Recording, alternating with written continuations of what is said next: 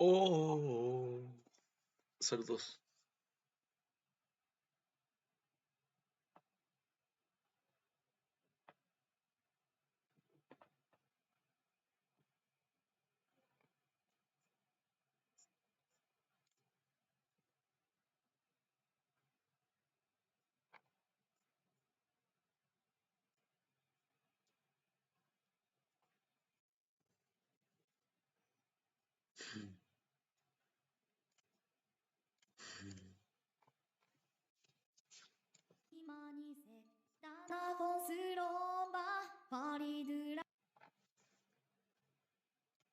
Come with me, and you'll be in a world of OSHA violation.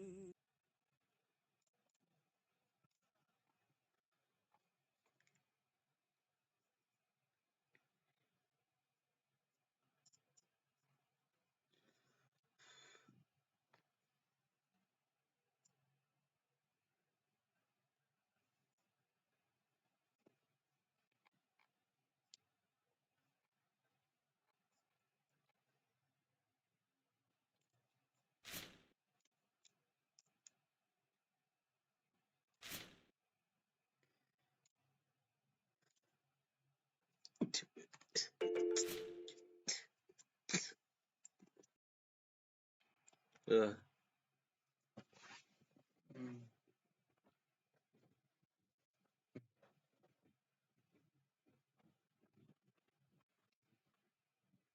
Oh, eso, güey.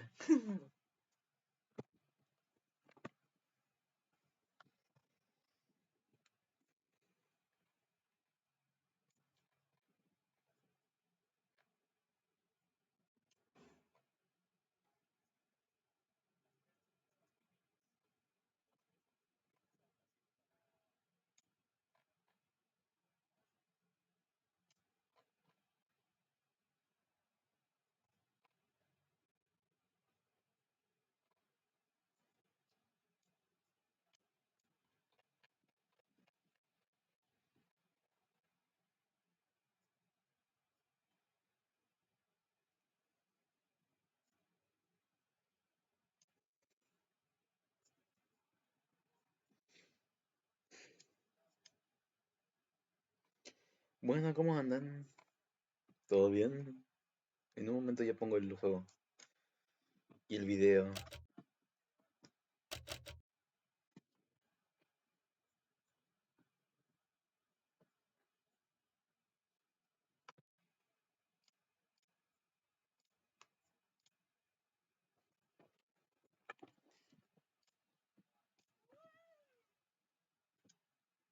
Pero bueno. Ah, por fin voy a... Seguimos con el Zombie Party. El Zombie Party. El Infectonator chino.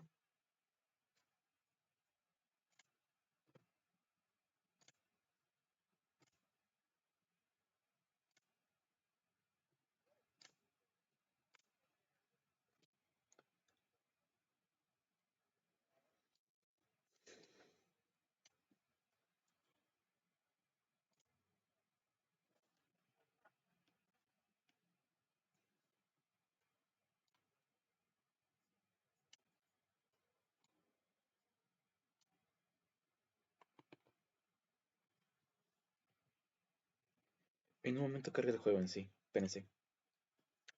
Bueno, me muteo.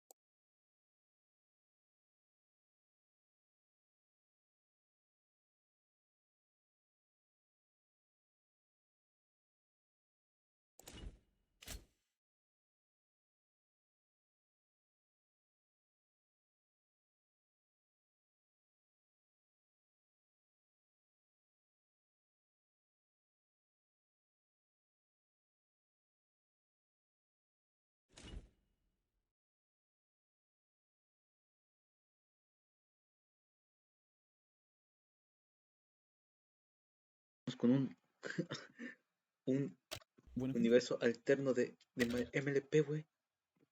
¿Qué es My Little Pony? La magia de la crueldad. Por Creedbest, wey. espero que tengan un buen día. El universo fue creado por el usuario o usuaria Blum Blum. En la descripción encontrarán su TikTok para seguirlo y ver sus próximas actualizaciones. Ahora sí, disfruten del video. Hace miles de años, antes del surgimiento de Equestria, existía un reino oculto entre los cielos. En aquel reino habitaban los majestuosos alicornios, dotados con una magia sin igual. Vivían en armonía, guiados por la bondad y el deseo de compartir su poder con el mundo. El reino era gobernado por los reyes, guardianes del sol y la luna. La sabiduría de los reyes era venerada, y el amor que se tenían era inquebrantable. La unión de su amor dio como resultado el primer hijo de los reyes, un alicornio curioso, sediento de conocimiento. El pequeño alicornio fue criado con los valores del amor y la igualdad. Pero a diferencia de los demás, el joven alicornio no se conformó con eso, comprendió algo que los demás no veían. A pesar de la grandeza de su especie, aún eran limitados. Él creyó ciegamente que la armonía que veneraban era solo un obstáculo para poder alcanzar el verdadero alcance de su especie. El joven alicornio, impulsado por su insaciable curiosidad, descendió a los archivos más antiguos del reino. Allí encontró algo prohibido, una verdad olvidada. La magia de los alicornios tenían dos caras, una nacida de la pureza, y la otra de la crueldad. El joven alicornio, sediento de poder, eligió el camino de la crueldad. Con el tiempo descubrió que aquella magia le ofrecía una fuerza inimaginable. Con orgullo, fue ante sus padres a mostrarles el poder que había alcanzado. Pero los reyes solo vieron una abominación, su hijo había corrompido a criaturas inocentes, transformándolas en monstruos mediante la magia oscura. Estalló una guerra entre los alicornios puros e impuros, el caos se apoderó del reino. Los reyes intentaron detener a su hijo, pero él ya no existía. Los reyes lograron encerrar a su hijo, pero este logró lanzar una maldición sobre el reino y sus habitantes. Luego de la feroz batalla, la tierra quedó devastada. Los alicornios que sobrevivieron empezaban a morir, la maldición empezó a causar daños irreparables. Como último acto de amor, los reyes enviaron a sus dos hijas recién nacidas al mundo de los ponis, con la esperanza que el linaje sobreviviera, antes de que el reino fuera devorado por la oscuridad. Pero luego de tantos milenios, Celestia encontraría una tumba antigua, sentía que adentro había un ser maligno sellado, demasiado poderoso para este mundo. Pero bastó con un simple descuido de la princesa Luna, la cual terminó siendo controlada por aquel ser, utilizando su magia para liberarlo de su prisión. Celestia intentó detenerla, pero era tarde. Intentaron contenerlo, pero era inútil, los pilares fueron eliminados sin esfuerzo. Los mejores soldados fueron derrotados y convertidos en criaturas deformes. Twilight se encontraba herida, con la princesa Luna y Spike en sus pezuñas, no podía hacer nada. Solo podía ver cómo Canterlot ardía frente a sus ojos. Cambiamos de escena, ahora nos situamos en el Sweet Apple Lakers. Applejack se encontraba trabajando hasta tarde como siempre, hasta que de repente un estruendo se escucha a la lejanía, asustándola por lo repentino que fue.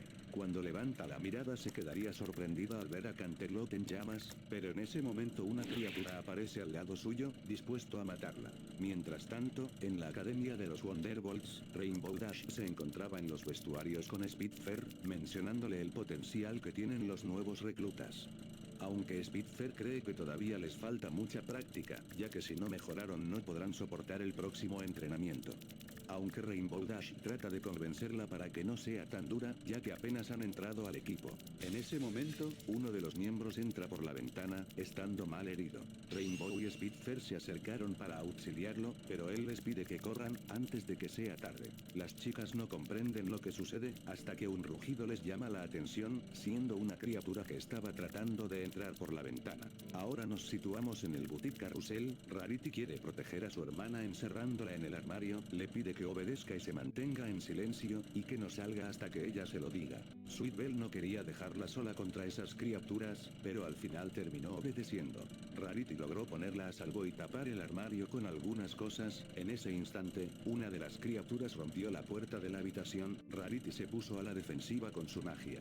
Mientras tanto, en Ponyville, la ciudad se encontraba en llamas. Pinky corrió para salvar a la familia Cake, pero había llegado demasiado tarde. Ahora nos situamos en la casa de Fluttershy, esta se encontraba alimentando a sus mascotas, hasta que se sobresalta por un rugido fuera de su cabaña. Ángel se acercaría a ella para advertirle, pero ella no entendía lo que pasaba. En ese instante, una criatura rompe la puerta de su cabaña y salta al ataque. Fluttershy intentaría escapar, pero la criatura logró atraparla de la cola, para acto seguido lanzarla contra el suelo. Fluttershy ya no tenía a dónde ir.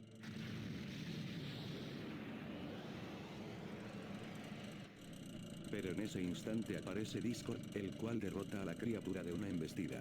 Fluttershy abraza al dios del caos, mientras que este trata de calmarla, mencionando que ya está a salvo.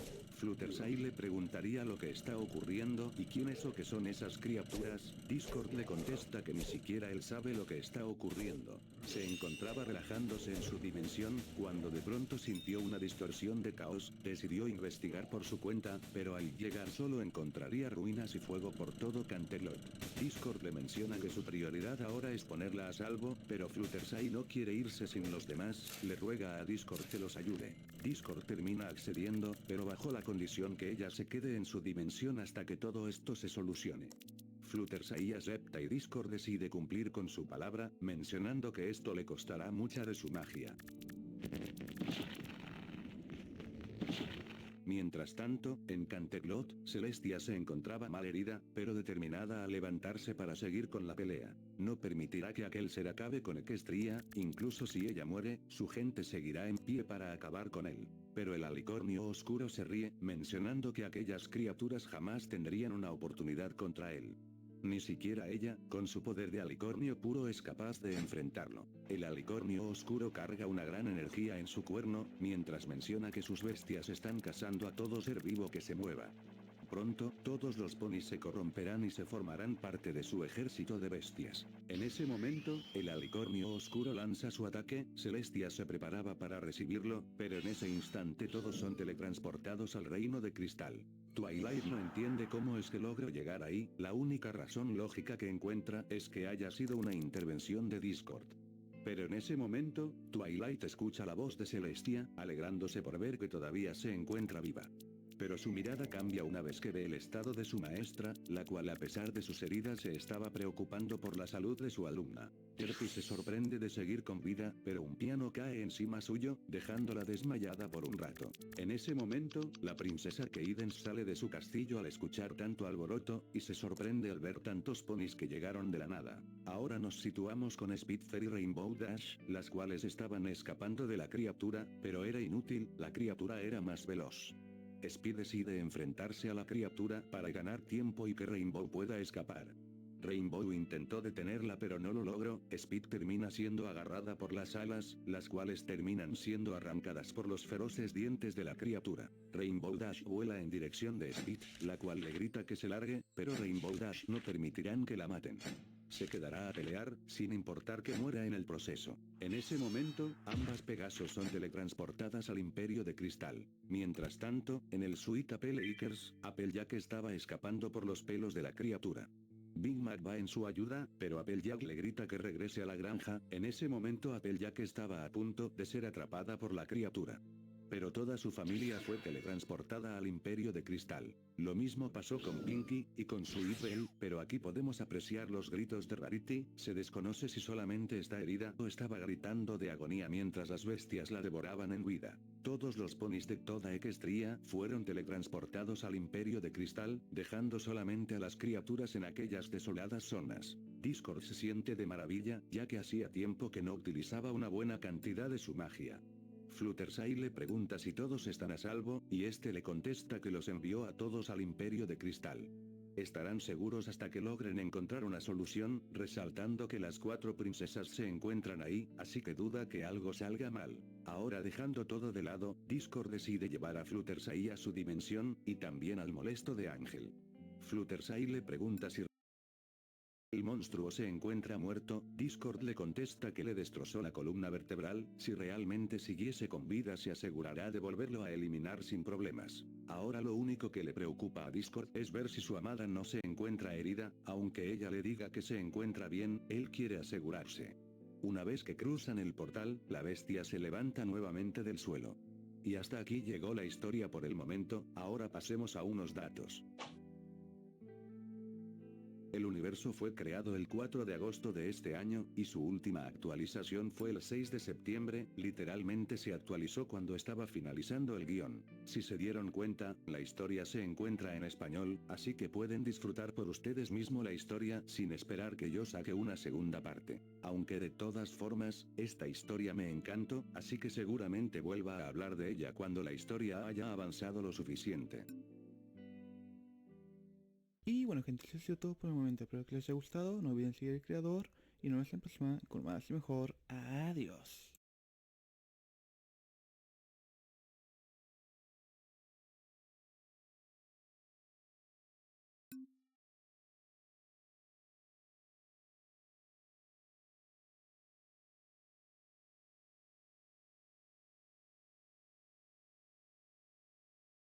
¿Saben?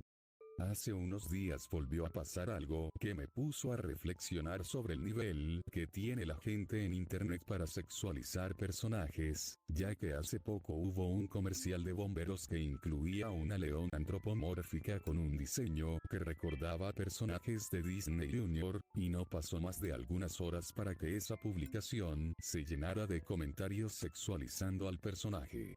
Y por eso me hice la pregunta. ¿Por qué sexualizan personajes que no tienen ni el más mínimo rasgo atractivo? Si tú también lo quieres saber, quédate que te cuento. ¿Por qué sexualizan personajes para nada atractivos? Este debe ser el punto más obvio de todos. Si ya llevas buen rato en internet, sabrás perfectamente que la famosa regla 34 dice que, si un personaje existe, habrá contenido para mayores sobre él. Ningún personaje ficticio puede salvarse de esta regla. Tarde o temprano será sexualizado, incluso si solo se trata de una simple lámpara. Las personas tienen una notable debilidad por lo adorable. ¿O por qué crees que existen tantos oxfurros que se basan en gatos o conejos? Volviendo al tema, si prestaron atención a la miniatura, todos los personajes allí presentes están básicamente sexualizados por un motivo en común: la ternura o lo adorables que resultan para mucha gente. Tomemos como ejemplo a los personajes de My Little Pony. A pesar de ser literalmente ponis y no tener ningún rasgo sexualizado, ya que es una caricatura dirigida a un público infantil, aún así es la segunda franquicia con más contenido para adultos que existe. Sé que muchos se sienten atraídos por estos personajes debido a sus personalidades, pero te aseguro que la mayoría de quienes los sexualizan ni siquiera vio la serie. Simplemente tomaron a los que tenían el diseño más bonito y empezaron a dibujar. Si no me crees, ve tú mismo a la página y verás como el 70% de las imágenes son de personajes que no tienen nada que ver con sus interacciones en la serie. Y el último punto a tocar, a mi parecer, es que simplemente lo hacen por una moda pasajera. Puedo tomar como ejemplo a la leona que mencioné al inicio. Alguien hizo un dibujo sexualizándola y, después de eso, otros artistas simplemente decidieron unirse a esa pequeña moda, solo porque el personaje se hizo más viral de lo que cualquiera hubiera imaginado. Incluso puedo poner perfectamente el ejemplo de Hornet. Aunque ya existía contenido para adultos de ella desde hace mucho tiempo, su reciente aparición en Silkson hizo que rompiera internet, literalmente. Y como se volvió popular de nuevo, la gente, simplemente por moda, volvió a sexualizar al personaje. En un solo día, sí, en un solo día, mi Twitter se llenó de contenido adulto de Hornet, únicamente porque volvió a hacerse popular y también porque entra en la categoría de personaje tierno. Pueden estar seguros de que, en cualquier momento, aparecerá otro personaje adorable que le guste a la mayoría de internet, se volverá popular, inmediatamente será sexualizado y así seguirá el ciclo para siempre. Si no me creen, pueden preguntárselo perfectamente a Pony. Ella ha visto demasiado. Este ha sido de los peores guiones que nos han dado. Ya sé, pero en este canal se vive del morbo. Por mientras, si les gustó pueden darle like, suscribirse y compartir el video para que le llegue a más gente. Nos vemos en otra ocasión. Adiós.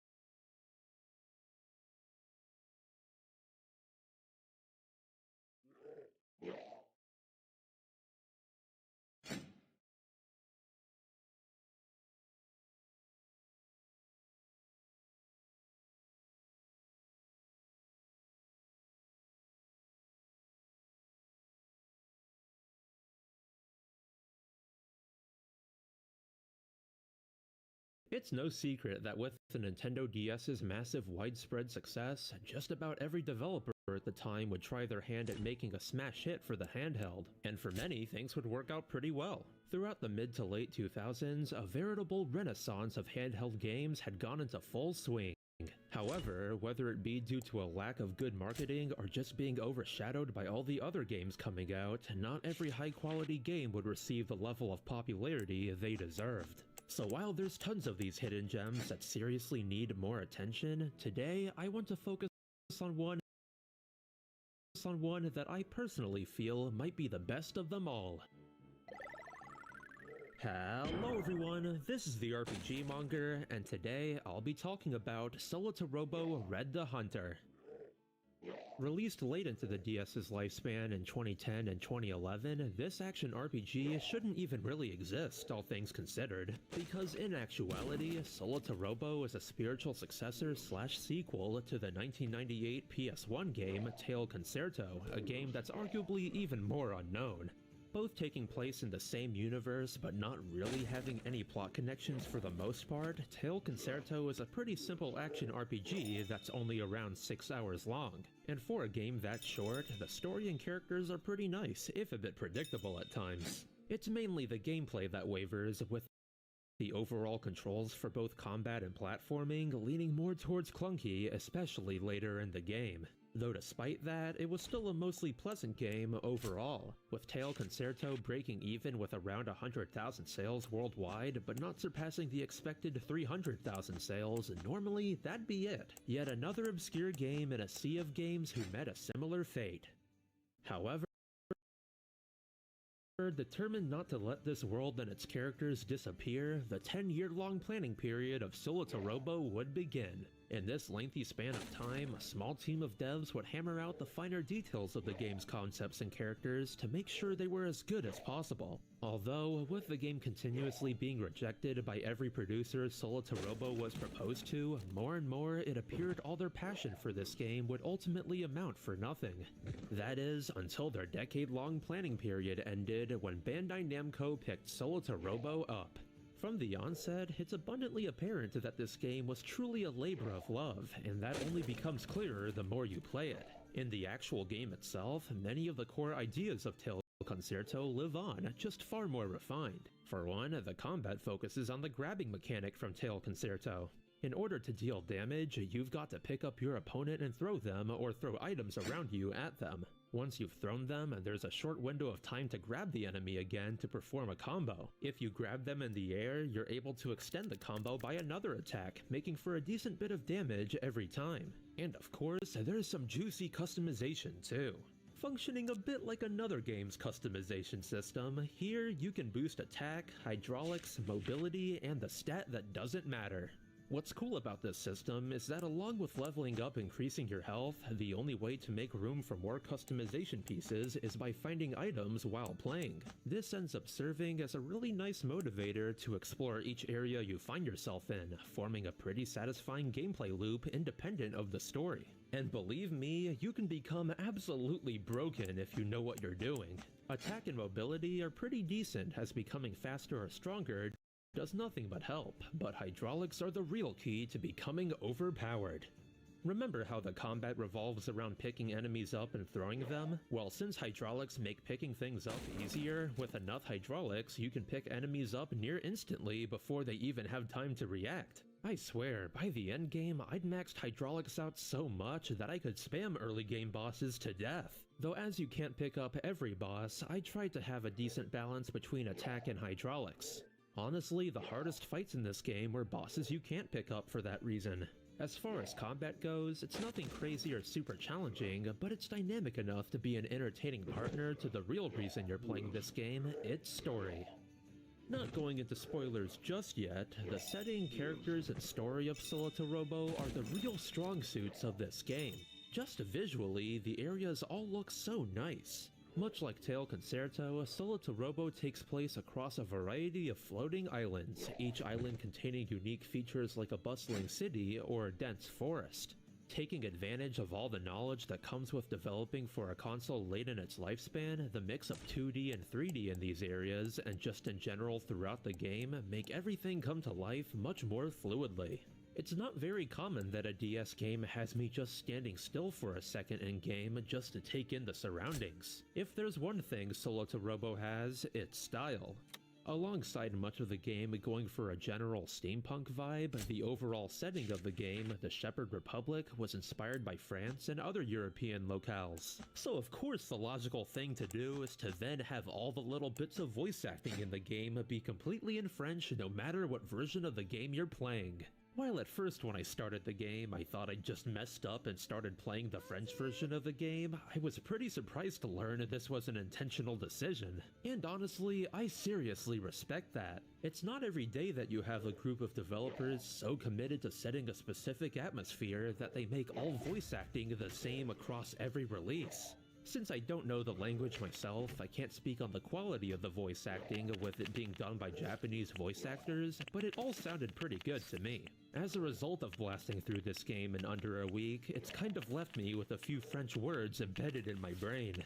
Though it's not all style and no substance, the way you progress through Solito Robo is also pretty satisfying.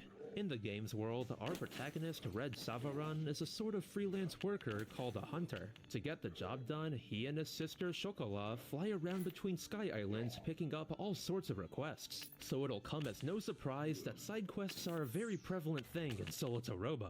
However, to call them side quests wouldn't exactly be accurate. While most of them don't really have much bearing on the plot, many are actually necessary due to them enabling you to take on future quests that are part of the main plot. Thankfully, these aren't your typical go do this mundane task type of side quests either.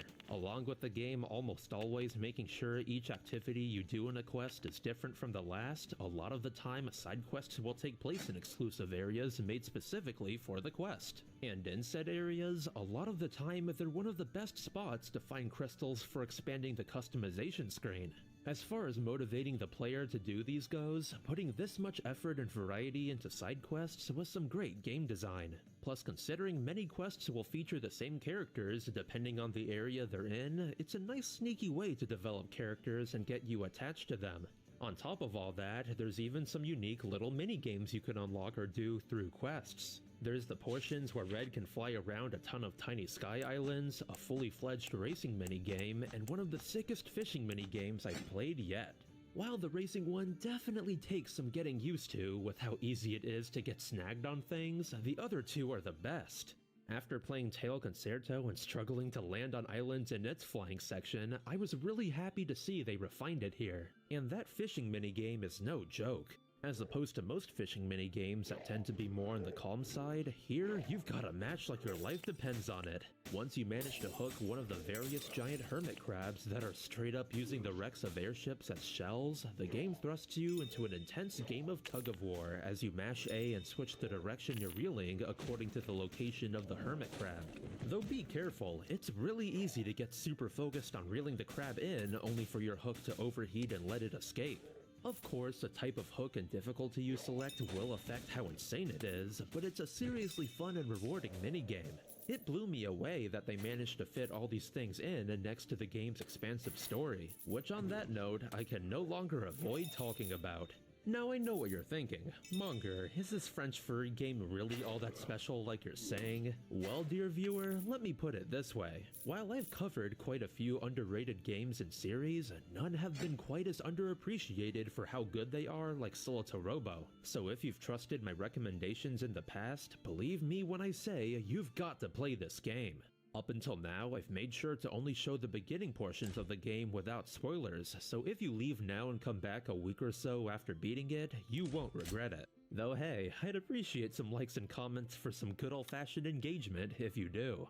If you really want to go all out like I did, you can also play Tail Concerto before Solitorobo, as the latter does have returning characters and side content, but it's not necessary.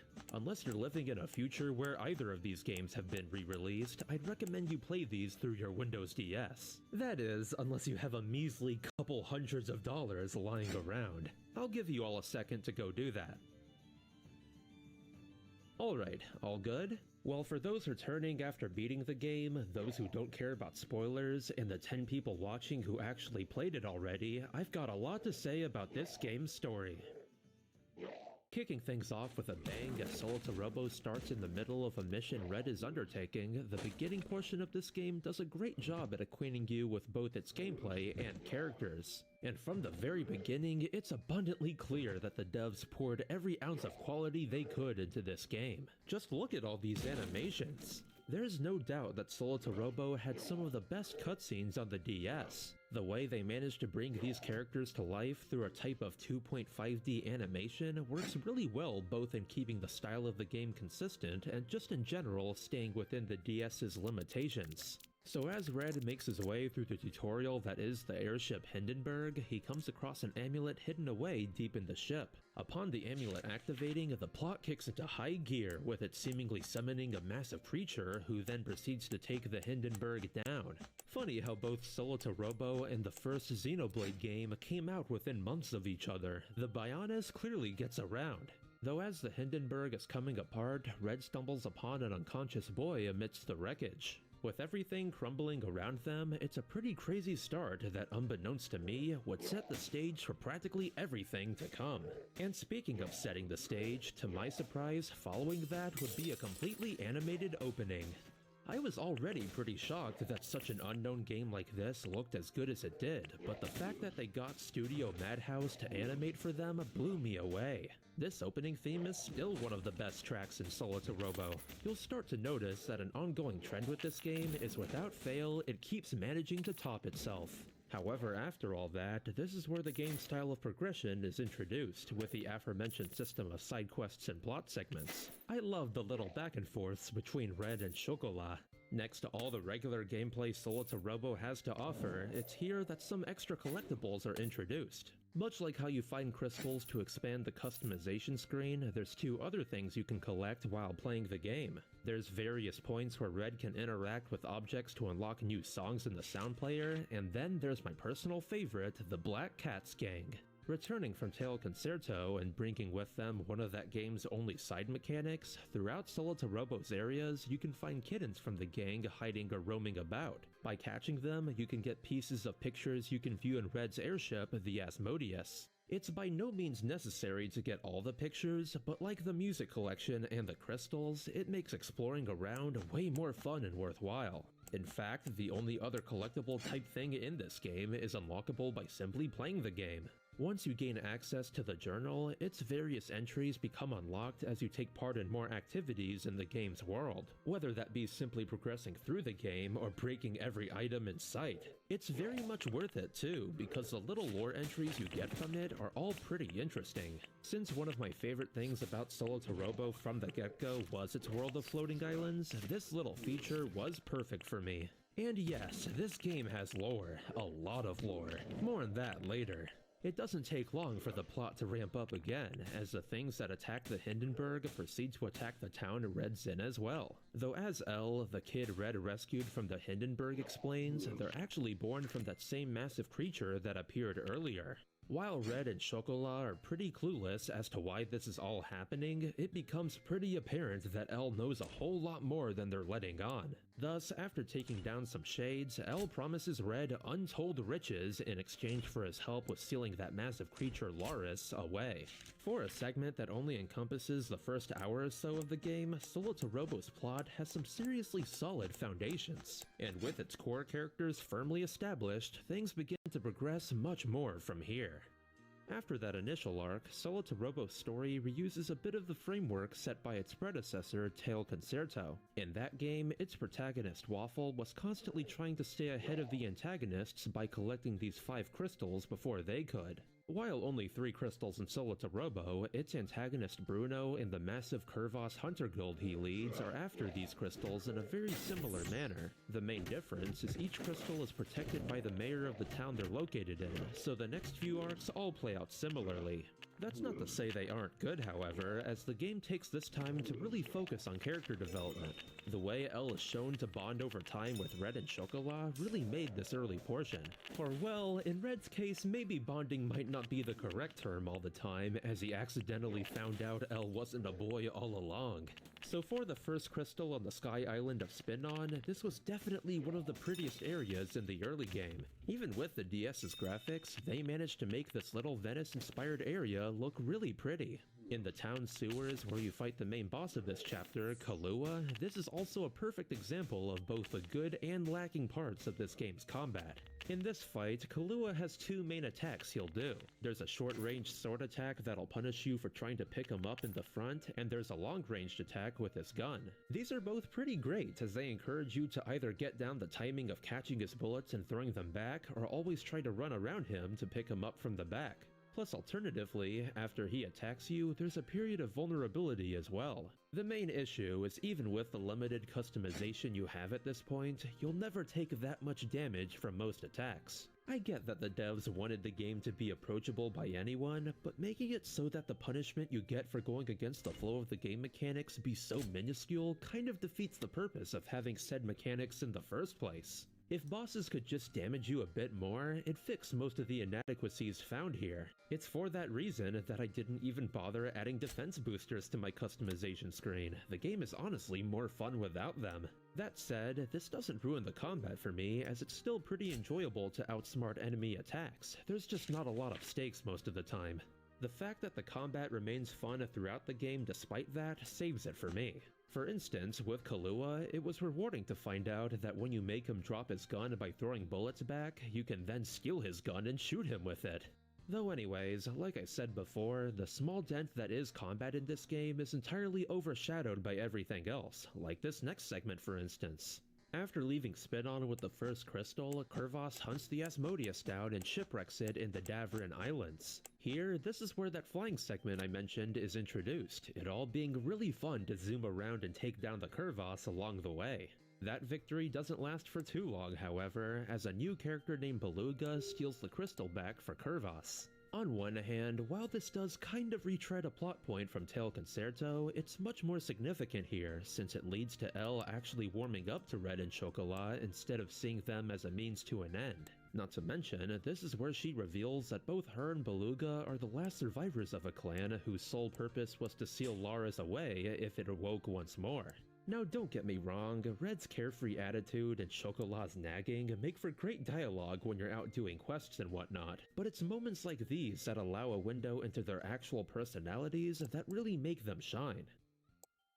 In the next chapter, this is a bit of a lighter one with the crew visiting the Sky Island of Vizsla to fully repair the Asmodeus. What is worth mentioning here is Solita Robo introduces a new type of battle compared to the usual enemies. It doesn't happen that often, but sometimes there'll be bosses that can only be damaged by Red throwing other enemies or objects into them, and honestly, I feel like these fights are probably some of the best in the game. Normally, if you just pour a ton of hydraulics into the Dahak, you can pick up enemies over and over before they can really do much of anything. Though with these types of fights, you're forced to pay attention to the mechanics and take advantage of what throwable objects the game gives you, so thankfully bosses aren't always a cakewalk.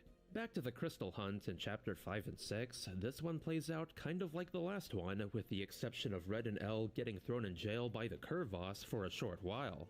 The little minecart portions they brought back from Tail Concerto were a nice touch. I know I was praising fights that focus more on throwing stuff at enemies before, but man, these weird mole things in Shetland are such a pain when you have to fight several of them. I love this cool feature of not being able to catch their rocks due to another one attacking at the same time. Then with these chapters' bosses, while Gren is just Kahlua with no gun and a better sword, their leader Opera is a bit more interesting. Being another boss you can't pick up, her laser attacks were probably the most challenging attacks at this point in the game. Overall, these chapters aren't the craziest compared to later ones, but they do their job well of getting you attached to the main cast. Moving on to the following one on the Sky Island of Basset, this is where the overall tone of the game begins to shift. Whereas until now, the story has been a pretty upbeat adventure across colorful locales, Basset is different from the get-go. In stark contrast to all the bustling towns and pristine nature on every island so far, the slums of Basset are made up of what's essentially a pile of rotting battleships from a long-concluded war. The people here clearly make the most of what they've got, with many being avid hermit crab fishers, but a somber atmosphere hangs over the entire town. In fact, what establishes that atmosphere more than anything is the track that plays here. This one in particular really stands out to me compared to all the other town themes in the game.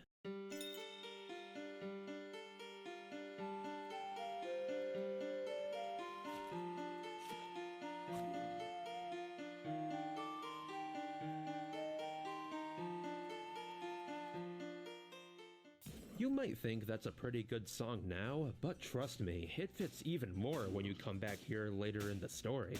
Like what happened when Beluga cornered Red, things go awry in much the same way when Red is forced to hand over the last of the crystals to stop the Curvas from destroying the orphanage at Basset. It's a pretty bad situation, all things considered, that serves to set up this game's first real twist in the next arc.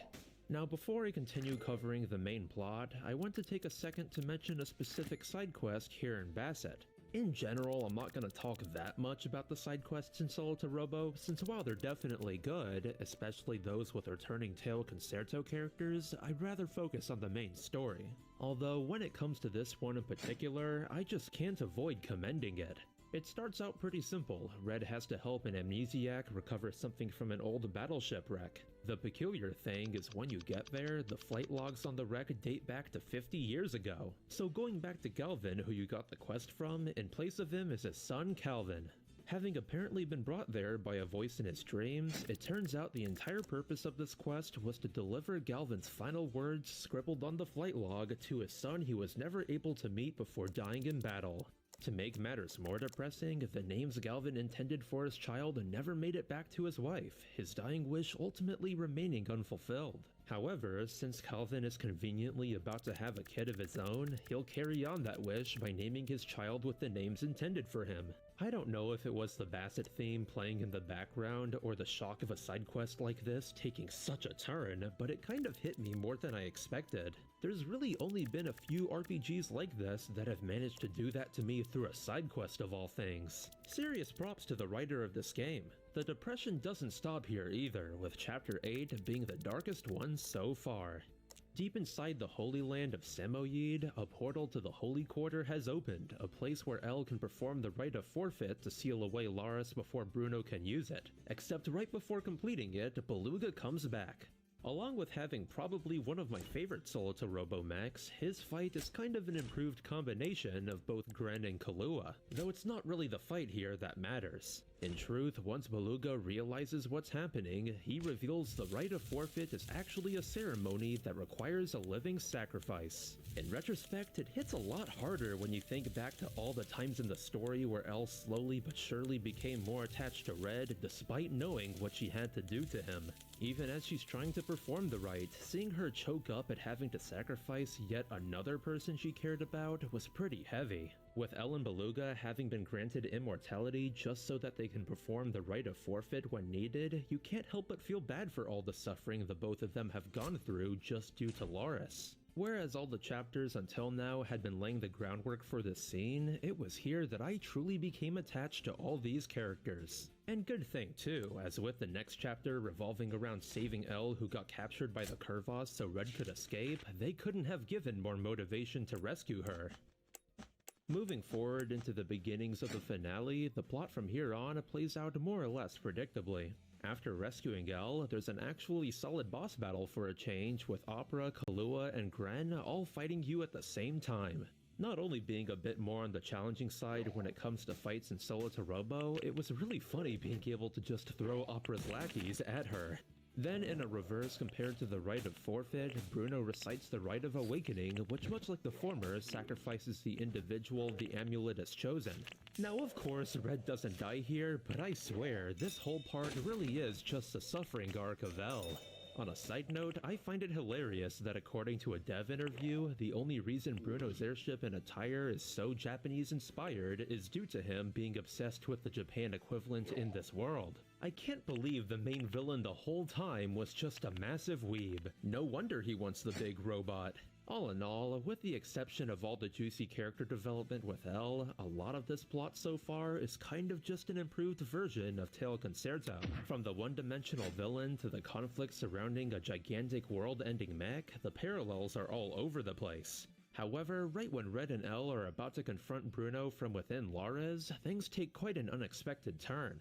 Up until now, it's been well established that the world of Solotorobo is exclusively inhabited by cat and dog people. If anything, this has been established for 2 games now. So you can imagine my surprise when out of nowhere, Red spontaneously transforms into a human in the final battle. I guess they did vaguely hint at this in the opening, but what a crazy thing to include at the end. I will say, the way that the Hawk transforms into gauntlets when Red is defurried does look pretty sick. And for the Bruno fight, things are fittingly more difficult. Though to be honest, a lot of the difficulty for me was just struggling to catch things in time and getting rid of the little laser shooting things. I'll take this over the final battle of Tail Concerto any day. That fight drove me insane after a while. Thus, with Lares' core taken out by Red and L, it seems like Solotorobo's story has come to a close. But wait, hold on a second, why is there still so much left in the video? And why was that little bit of dialogue before the credits so foreshadowing?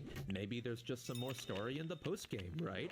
With much of the story sharing plot beats with Tail Concerto, it easily had me thinking the game was just a better version of its predecessor. The characters were nice and the setting was great, but other than that, the story was just a bit above average at the end of the day. When I was sitting through the credits, these were the thoughts I had about the game as a whole. Little did I know that it was only now that the true story of Solotorobo was about to start. That's right, everything from the parallels to Tail Concerto to the general sense of finality the last few chapters had was all specifically engineered to trick you into believing the story was about to end.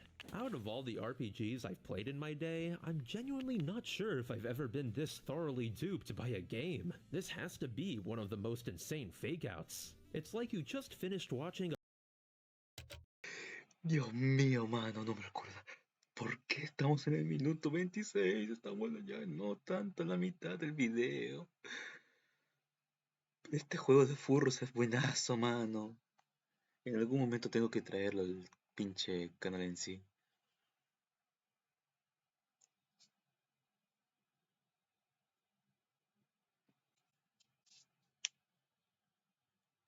Ah. Ah.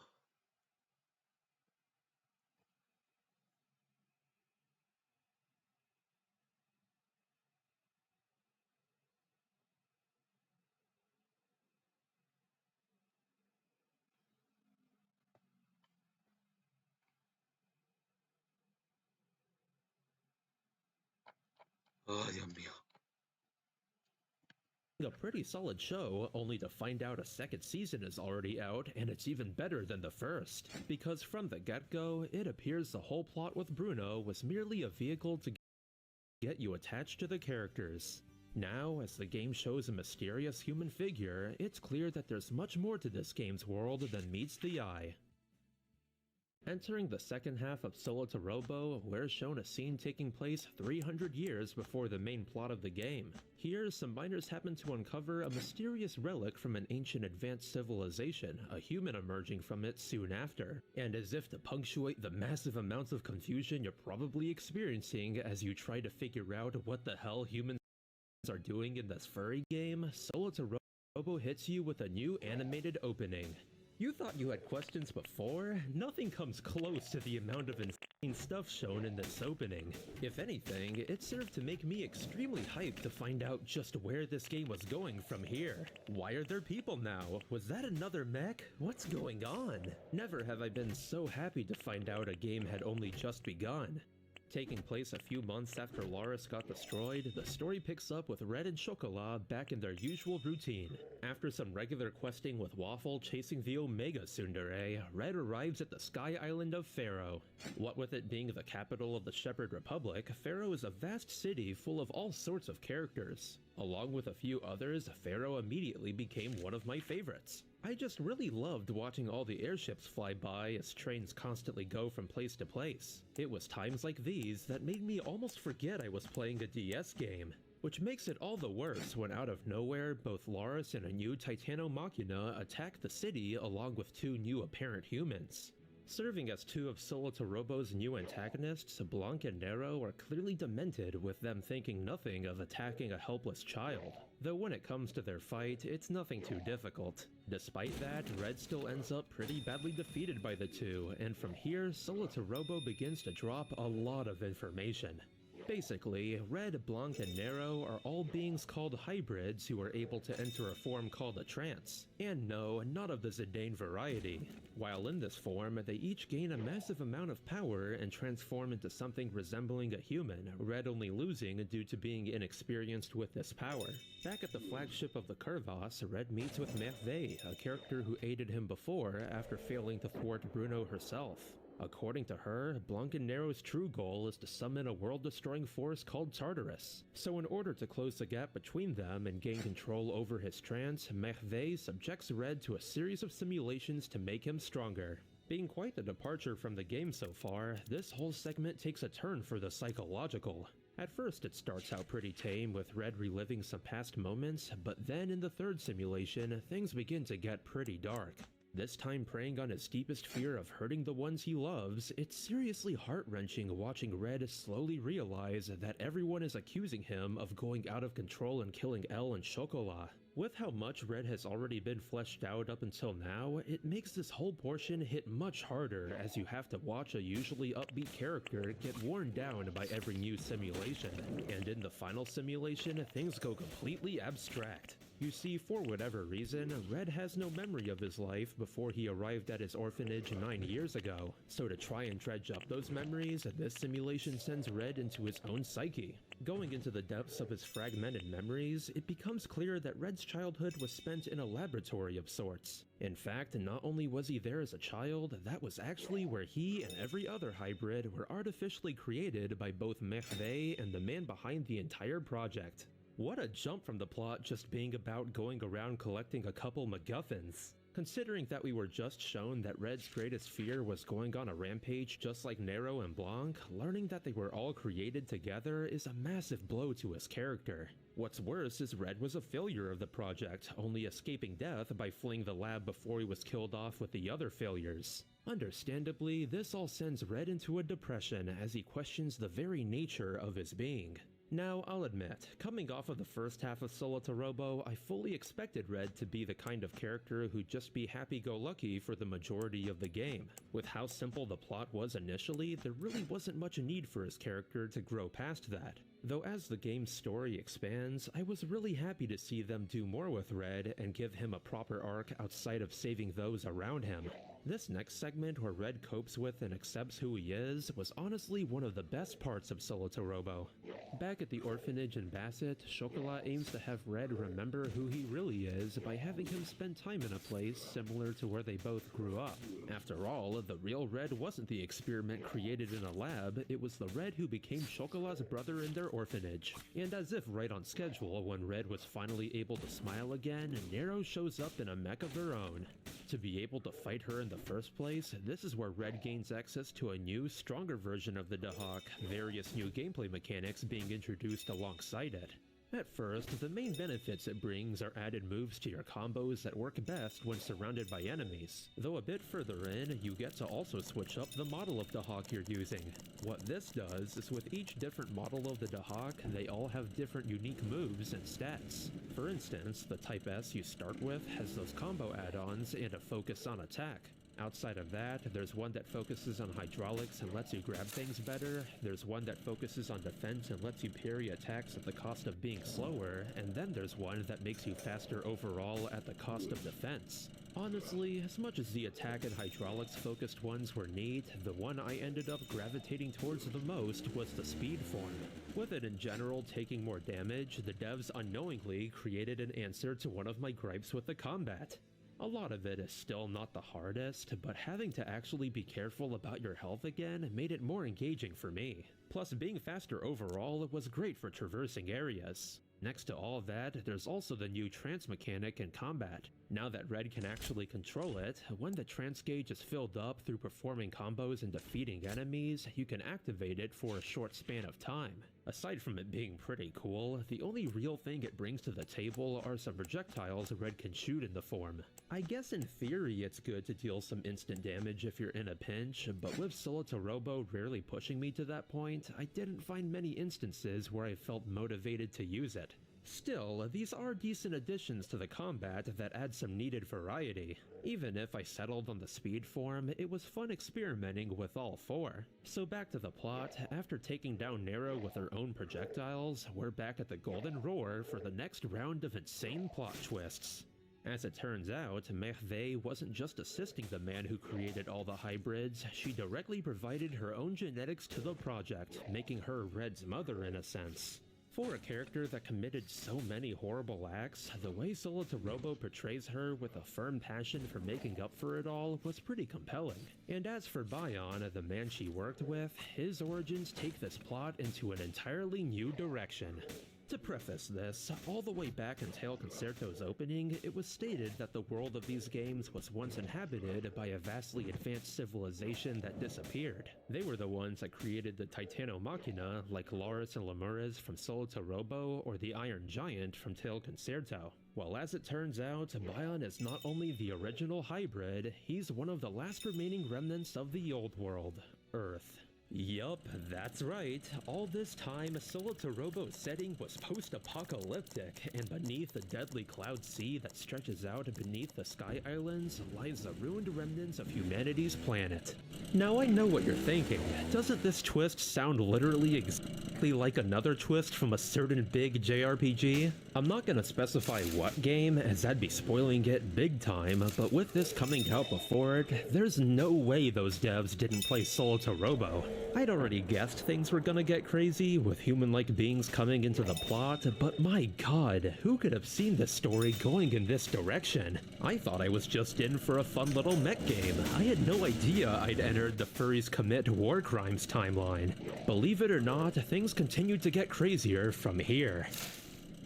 With the overall goal of the plot now being to get down to Earth somehow to get information on Tartarus, this next segment is a mix between going to new and old areas. Starting with a new area, Red and crew go to Mao. Unlike all the Sky Islands so far, Mao goes for an entirely different style. Its windy climate paired with the hanging village and upside-down wolf statues made for one of the prettiest locales in the game. This works in the game's favor too, as you'll be spending a bit of time here going through its obstacle courses. Further into Mao, Red and L learn that the only way to get past the Cloud Sea is to assemble a certain flute to summon a massive creature that can take them there. And to do that, Red has to take on 3 guardians who protect said flute. The first one isn't all that special, but to give credit where credit is due, the second guardian puts up a bit of a fight. Like the first, the only way to damage the second guardian is by throwing its projectiles back at it. The only problem is, with them coming out so fast, my crappy reaction time didn't do me any favors. I'd go so far to say that at least in my playthrough, this was one of the hardest fights in the game. Then with the final guardian in one of the last new areas of the game, there's the Sky Island of Sealyham. Possibly taking the cake for one of my favorite locations in the game, Sealyham continues the trend set by Mao by being vastly different to other locations. I'm a big fan of how it's all designed as if the island was underwater. As Sealyham also has its own portion for Red to fly around in, this underwater vibe only enhanced it. What a spectacle for a DS game! With the final guardian here, while it isn't a boss fight, Blanc shows up and is. Touting a mech and having similar mechanics to Nero, this fight is much more involved, as he likes to bait you into picking up projectiles only to then attack while your guard is down. Definitely a well-designed fight. Those charge attacks of his almost had me on the ropes. Afterwards, taking the gigantic whale summoned by the flute down to the Earth's surface, it's time for even more insane info dumps. Ever since they dropped the game changer that this game's world was actually a post-humanity Earth, I'd been anticipating all sorts of crazy ruins to be below the Cloud Sea. So to see that aside from a single ancient tower, there was nothing but bleak ocean sets a pretty grim tone. Humanity must have not had a very nice end for the very continents themselves to be gone. Remember how I said before that this game has lore? Well, get ready for a lot of it. Known as the Futsu Tower back when people were still around, this tower sits on top of a small bit of land that at one point was part of Australia. On top of that, it was also Australia where a hidden piece of highly advanced alien technology would be discovered, the Hyper-Energy Convergence Juno.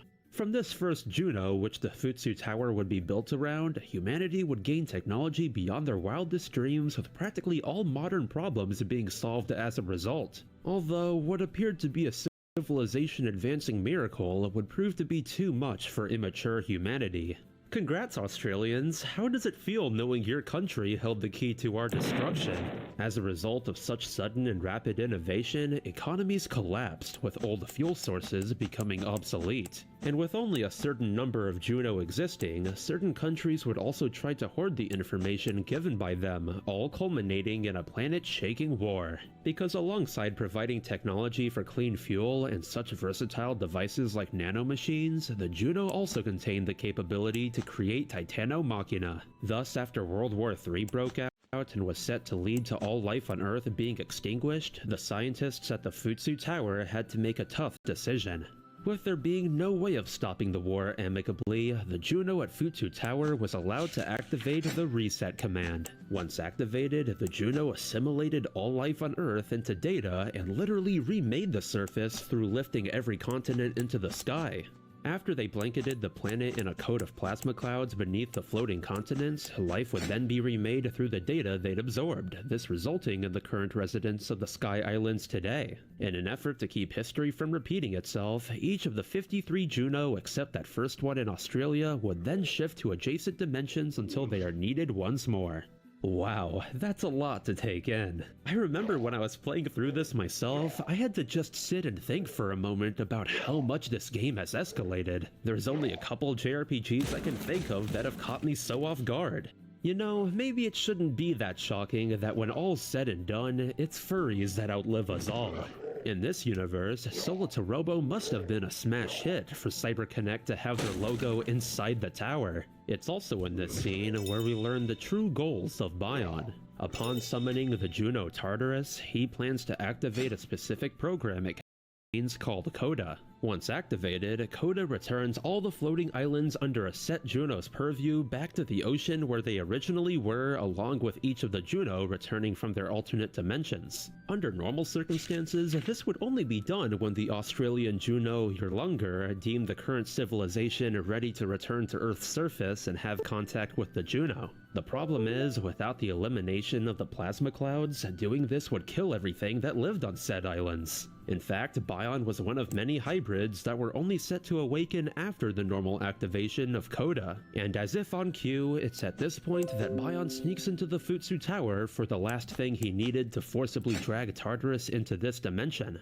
It's interesting, with Bion, you can really tell he doesn't believe anything he's doing is wrong. After all, considering his entire purpose was to awaken when it was time to bring about Coda, he's only doing what he was designed to do. He's still incredibly reprehensible with his complete disregard for life, but he's also pretty tragic in a way. Ideally, Bion was supposed to awake only when the current civilization had matured beyond what humanity was at their end, so to see the mistakes of humanity repeated must have destroyed him. Now that the return of Tartarus is unavoidable, the main and final goal of the plot becomes stopping Coda before it's activated. From here, things begin to accelerate at a very rapid pace. In this last segment before the finale, each of the characters have to carry out a complex mission to take over both Titano Machina to stop Tartarus and still somehow protect people in the meantime. The fact that Tartarus is just an immense featureless golden orb almost makes it more menacing. You'd expect some kind of massive mech that dwarfs even Laris, but with it looking so unnatural and out of place, I feel that design choice only enhanced the apocalyptic feel it gives off. And before they're able to take control of Laris and Lemures, there's the final showdown with Blanc and Nero. In this fight, a side quest mechanic actually makes its way into the main story, as you have to shoot their mech with a turret. All things considered, this fight isn't the hardest, though they did trip me up a few times as I kept neglecting to shoot down the projectiles. The highlight for me here had to be the fusion of Blanc and Nero's mechs. What an incredibly sick design! And after that fight, things once again become seriously heavy. You see, as Blanc and Nero were perfect beings designed to operate the Titano Machina only one time, by this point they'd already served their purpose, unlike Red, who while technically a failure, is free from such duties. Much like how Bion was intended to serve a specific purpose upon Coda's activation, Blanc and Nero are nothing more than sentient tools. It's really chilling seeing them forced to confront this fact. They've been so brainwashed that the only thing left to look forward to in life for them is the new order they expected to be issued from Tartarus. So when Tartarus sends out the order to destroy all life, they don't receive it properly due to their purpose already being fulfilled. Instead, it's Red that receives it as he becomes controlled by the program within Tartarus. For characters that were just about as awful as you can be throughout the story, I will give Solitorobo props for making me feel bad for them as they met their end right as they had been freed from anyone's control. Knowing how much Red fears hurting those dear to him, I didn't expect this game to go so far as to have him essentially kill them. What's worse, while under the influence of the Order, Red almost ends up choking out L. After the game spent most of its time developing these two to the point of them beginning to harbor romantic feelings for one another, that look of horror on Red's face once he snapped out of it hit me hard. In a way, both L and Red's arcs kind of mirror one another, as they both have to confront and overcome horrific things instilled into them. That core theme throughout Solitorobo does a lot for making this game what it is. So after coming to his senses, the only things left to do for Red are to infiltrate Lemures, then Tartarus itself. Mostly being similar to Laris, the main difference with Lemures is the boss fight at the end. Honestly, there's not that much to it aside from dealing with some feisty shades. The real attraction here is Tartarus, as every character good and bad comes together to help Red break through Tartarus' shields and save life itself. Now, I'm no stranger to scenes like this where everyone comes together in support of a protagonist, but Solitorobo definitely has one of my favorites. Just seeing all the airships you've seen throughout the game bombard Tartarus in this awesome cutscene was a real treat. What's more, upon entering Tartarus, the Dahak gets powered up by the remaining essence of Blanc and Nero into the Septentrion, easily the coolest mech design in the entire game. And fitting this new mech, Solitorobo introduces a new flying segment at the last minute where you shoot down shades on the way to Bion. Much like the design of Tartarus itself, the environment within it is even more bizarre, as it makes you feel like you're getting closer to confronting a god. In fact, the core of Tartarus evokes this even more. Then, in the final confrontation between Red and what's technically his father, Bion's outlook becomes far clearer.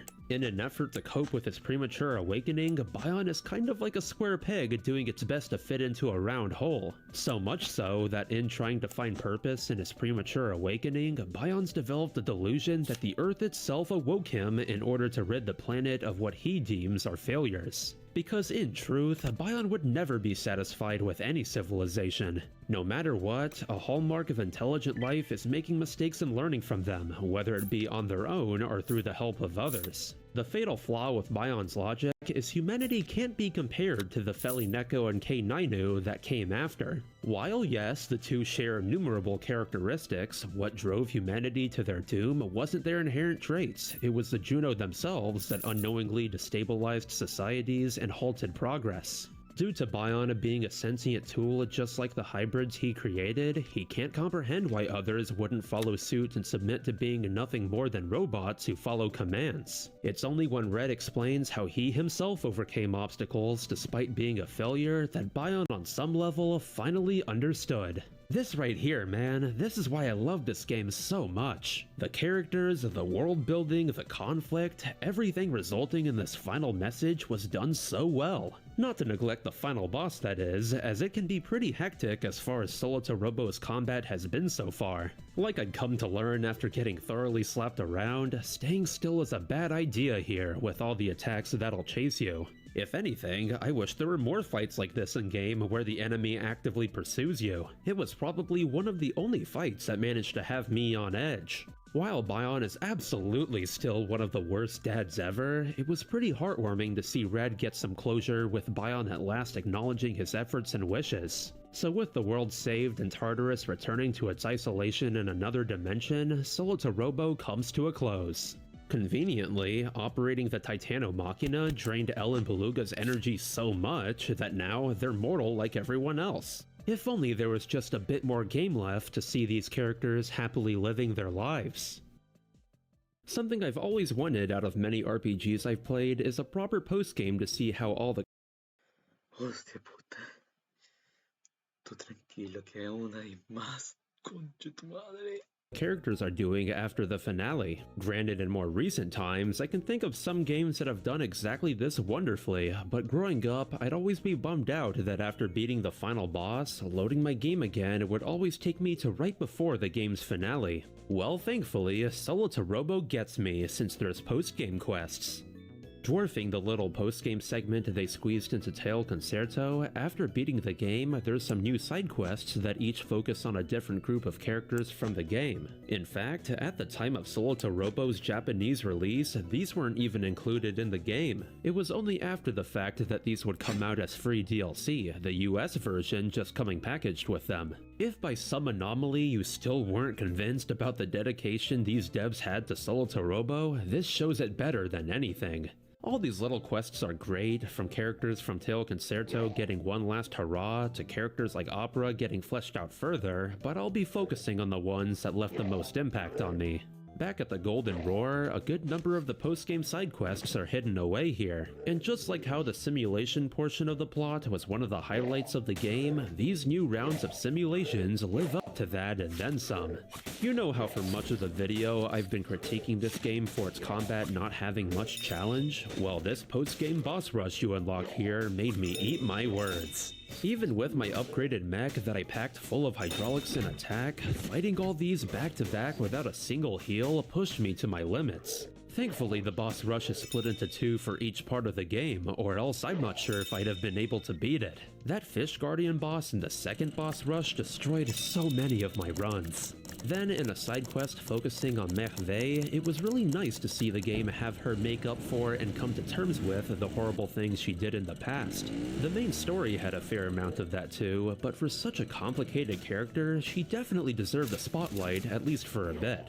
Plus, it gives closure to Blanc and Nero, who as it turns out, actually lived on somewhat as data within the Dahak. Bion may be a contender for World's Worst Dad, but thankfully, Merveille is doing her best to keep from becoming World's Worst Mom. Though by far my favorite out of these new simulation quests has to be this one with Elle and Red, because after the game building their relationship up bit by bit for practically the whole plot, there's finally some payoff with them revealing their feelings for each other. It may not be as complex as that last one was, with it displaying the depths of Merveille's regrets, but man if I don't have a soft spot for sappy stuff like this. Even if Red forgets everything from the simulation after the fact, the game confirming that they do in fact share feelings for one another was all I really needed. So now, once you've taken care of all the normal and post-game quests available, there's one more left that really ties everything together. On the surface, it seems pretty similar to other quests you've done throughout the game, with the goal of helping the orphans at Bassett make an origami crane chain. Cute and simple, right? Well, in actuality, it was all just an excuse to have Red make the rounds to nearly every location in-game to have almost all the characters you've met contribute cranes for the orphanage. No matter whether they were integral to the plot or just a side character that appeared in a few quests, this whole segment was such a great send-off for them all. It really makes the whole experience that much more rewarding, as all the characters you've helped the entire time help you out in turn. In the end, when all the cranes are gathered, there's another meaning behind this all as well. While the Shepherd Republic and general world at large is still far from Bion's idea of paradise, the fact that Red was able to get all sorts to come together on such a grand scale shows that bit by bit, that paradise will be achievable one day. And once all the cranes are released into the sky with the wishes of everyone who made them, even your lunger down on the Futsu Tower realizes that maybe it won't be that long until the current societies on the floating islands have matured enough for the true coda to be activated. Not the murderous plan Bion wanted to enact, but the one that was planned all along to safely bring the continent back down once everyone was ready to have access to Juno. In my humble opinion, I don't believe the game could have ended off on a better note. From start to finish, Solotorobo quickly went from an upbeat adventure to an absolutely enthralling story. I'm genuinely not sure if I've ever seen a game carried by its plot to this extent. To think that this game is as good as it is, despite certain planned sections being cut due to development issues. Most notably, the devs had planned on Elle being playable during a flashback segment in the destruction of her home, a ragdoll. Luckily, some of these would come to fruition in the form of light novels released after the game came out. They're definitely worth a read if you enjoyed the story and its characters. Even with the battle system, while I've levied a fair share of criticisms towards it, there was rarely a point where I outright didn't enjoy it. I can understand people disagreeing with me here, but to me, as long as a game remains fun, it's not that big of a deal if it's not that challenging. There's barely any consequences to getting damaged in Kirby's Epic Yarn, yet I still love that game for all of its fun gameplay decisions. At the end of the day, even with its flaws, Solotorobo would go on to become not just one of the best DS hidden gems for me, but one of the best DS games period. And I don't say that lightly. Which makes it all the more sad that after being released, Solotorobo would share the fate of Tail Concerto with around the same amount of sales. It's really frustrating too, because this wasn't just because of the usual reasons of garbage reviewers and coming out too late in the system's lifespan. Sure, both of those were factors sadly, though personally, I feel the choices made in advertising this game were so detrimental to its sales, it's almost comical. Believe it or not, in Japan, Bandai Namco decided that it'd be a good idea to create, and I'm not making this up, 100 different 16-second commercials, each with different details about the game, some of which contained critical spoilers for the second half. And here's the kicker, instead of advertising like normal, all of these 100 commercials would only air for a single day during an 8-hour period to try and break a Guinness World Record. Like, my god, at least spread out how you air them instead of packing them all into a single day. If not for that, this impressive feat might have just worked out. It's like they preferred making a world record over properly promoting Solotorobo. Things didn't fare much better for the West either, where much of the advertising was focused on gaming magazines. Keep in mind, this was 2011 when gaming magazines were well on their way out. I don't know who thought this was a good idea. It's almost impressive that it did as well as it did, with so many factors working against it. The biggest tragedy of all is the lack of any way to buy the game nowadays to support the devs. Though actually, that's not entirely true. In reality, there's a way you can support the devs of Solotorobo right now. Enter Fuga Melodies of Steel, a turn-based RPG set in the same universe except 700 years before the events of Solotorobo. Now, at first, I wasn't planning on playing this before making this video, but once I started, I found it increasingly hard to put down. I'm not gonna spoil a single thing, but all I'll say is if you played Solotorobo and became invested in its lore, Joder, hermano, es que es muy duro. Mucha dureza en un juego furro, mano.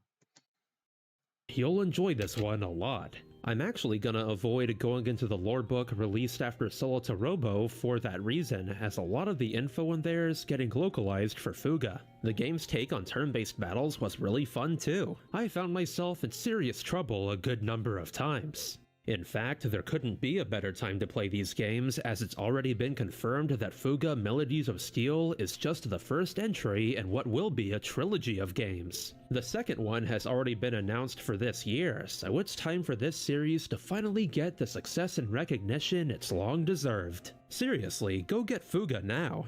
So there you have it. What started as me wanting to try out this little obscure DS game people have recommended led me down a rabbit hole into what turned out to be a series dating back to the late 90s. Without a doubt, they've made a fan out of me, and after the hours upon hours of enjoyment I got out of Solita Robo and later Fuga for that matter, I can't wait to see what's in store next.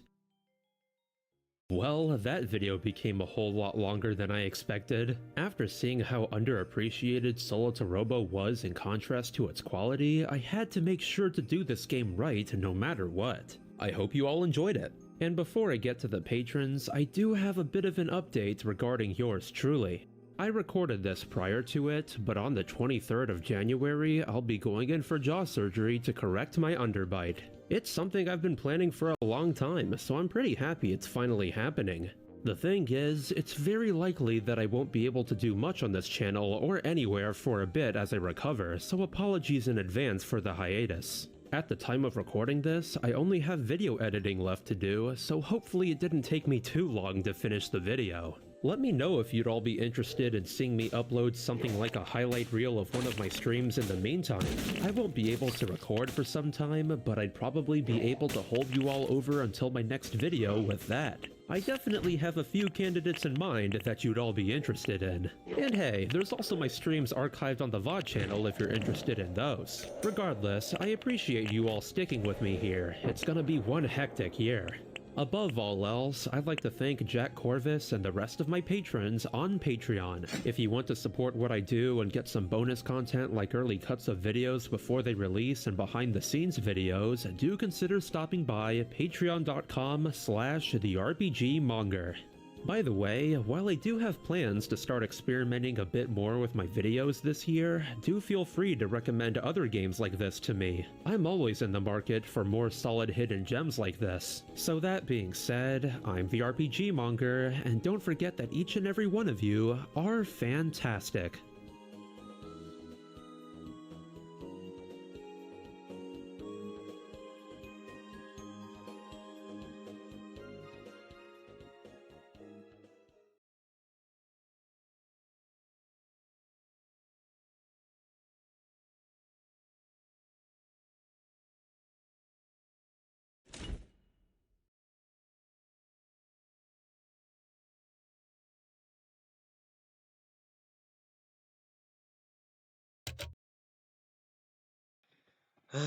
Esto me lastima, pero vamos a tener que saltearnos el video de las chicas monstruos del autor y de Reiner. Así que no.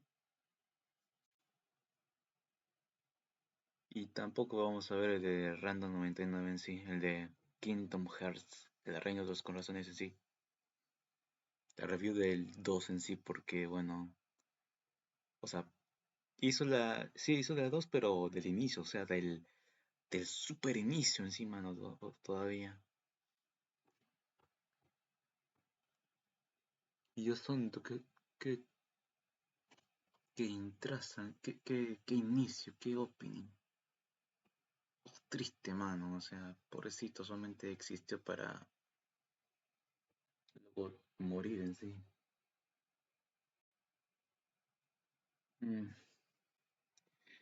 Van a tener que esperarse un poquito en sí, al parecer no.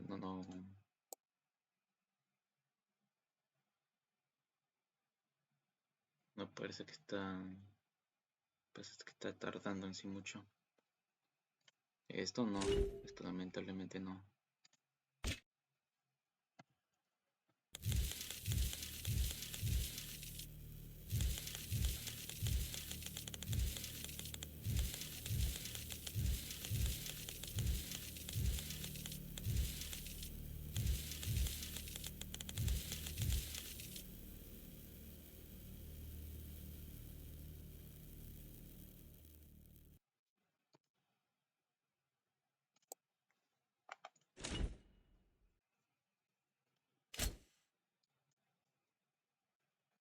Su madre.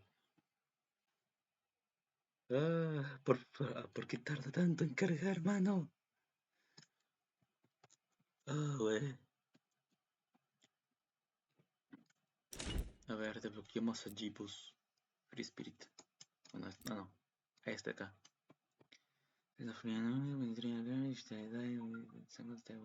Ok.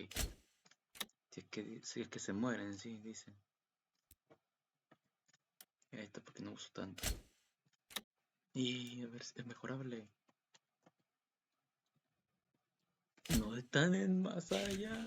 No. ¿Por qué aún no consigo? O sea, es más adelante o es en otro lado. Ah, espérate. Skin.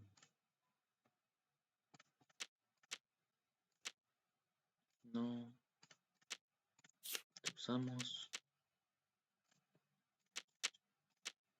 Usemos. Creo que también. Para cambiar que sean otros sencillos. Uso.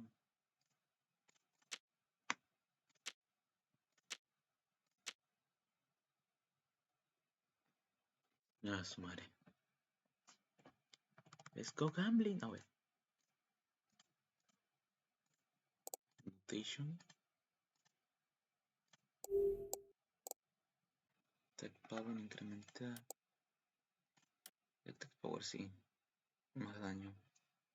Y a ver si si. Vale.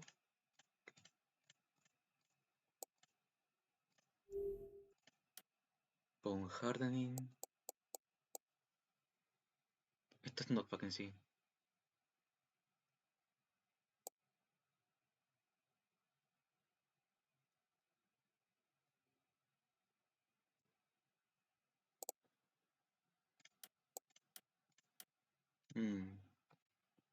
No hay mucho, mano. Ay, ¿por qué no carga? Bueno.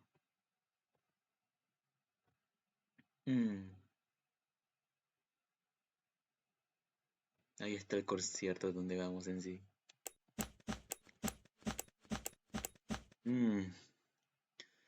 Bueno. Rollo.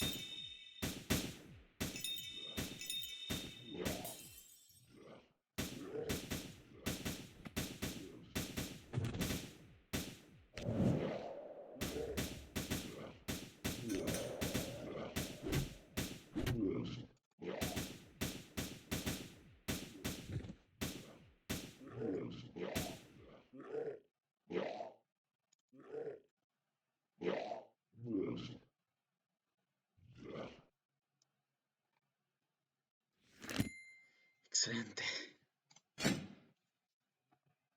Ah, no, ya creo.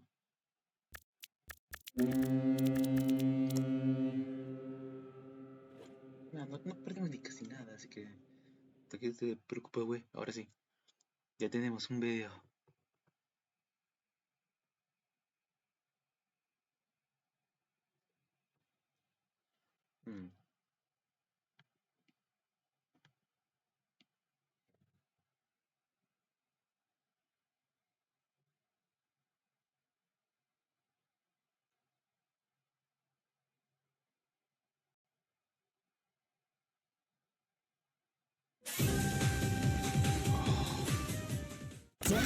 blue fire ends up getting sent flying into the wall. All the other villains were in the room cheering like, oh yeah, you showed him right. Well, Garo turned around and said, the f are you guys cheering for?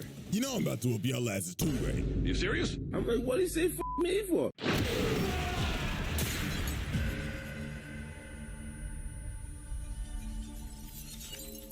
Alrighty, ladies and gentlemen, welcome back once again to the round table.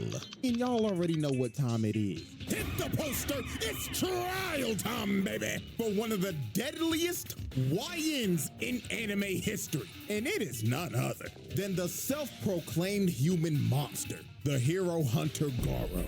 And man, I ain't gonna lie to y'all, this motherfucker is one of Satan's greatest soldiers. If I looked at this man's playlist, it's straight Vaughn with a little bit of TK and a sprinkle of Melly, cause murder was on this nigga's mind 24/7. So let's go ahead and get down to business. The evidence is on deck and ready to be presented. So without further ado, Exhibit A.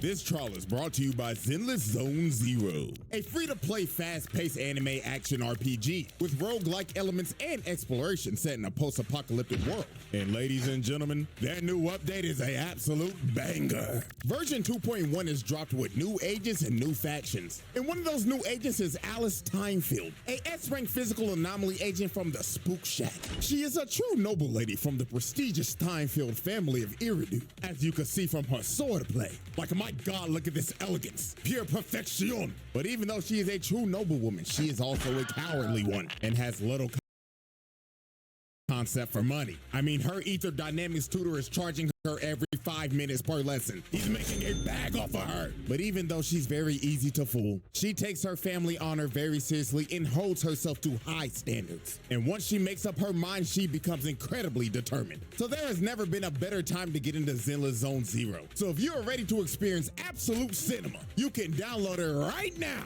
on mobile, PC, Xbox, and PlayStation. So what are you waiting for? Hop into I now present to you Exhibit A, the Hero Hunter. Garo.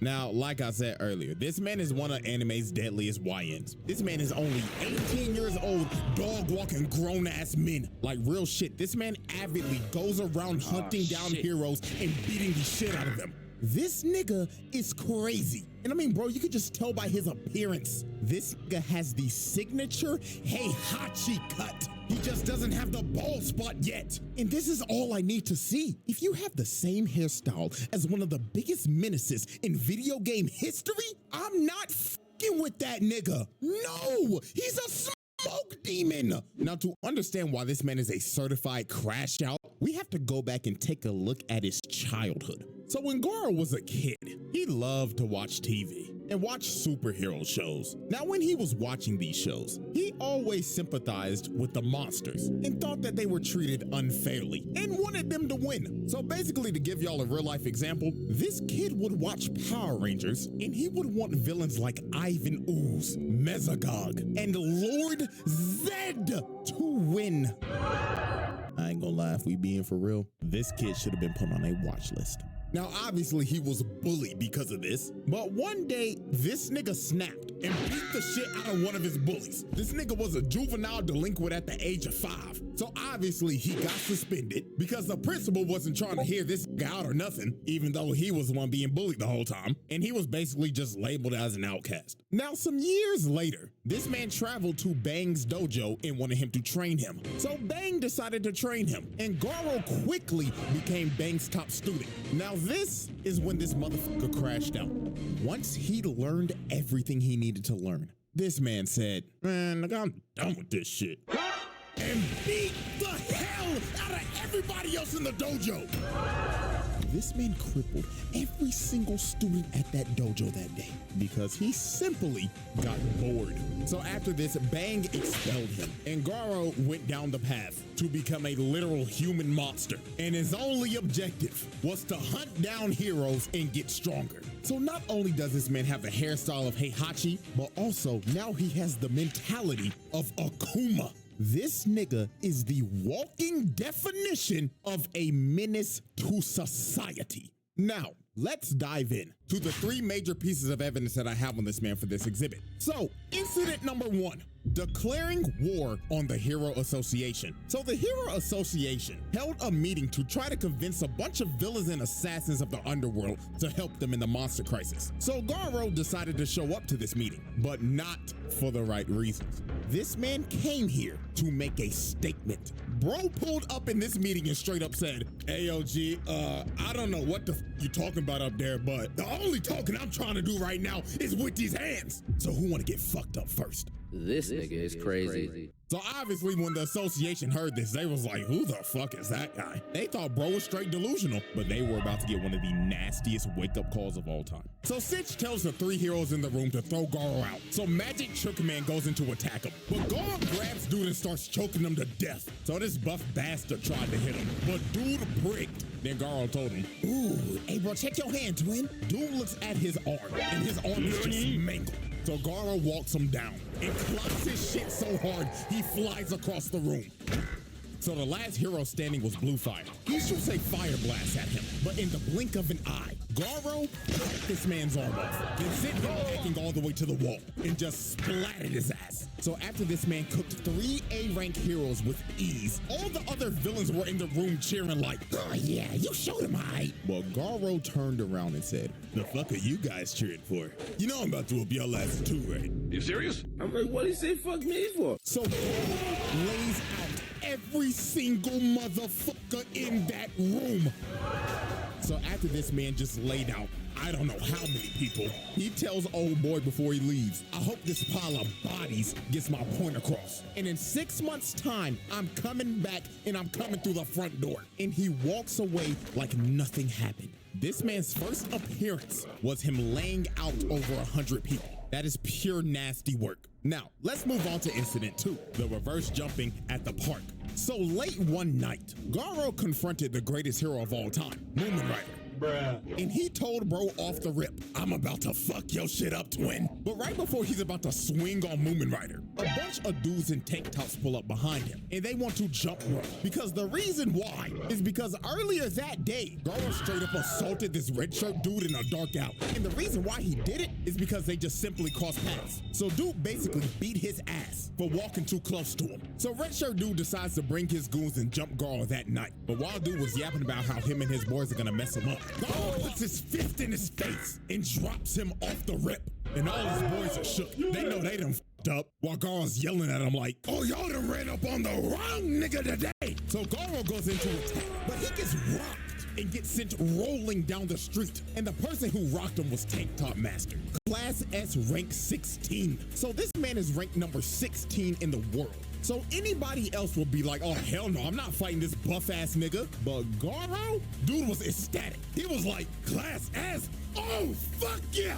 Now we talking, nigga! So Tank Top Master slams the ground and starts charging at Garo and hitting him with his Tank Top tackle, sending Garo flying and spinning like a Beyblade. Now, this was his signature move. So all his boys were like, yeah, man, you got him, bro. On God, no way he survives that. But Garo hits a perfect landing.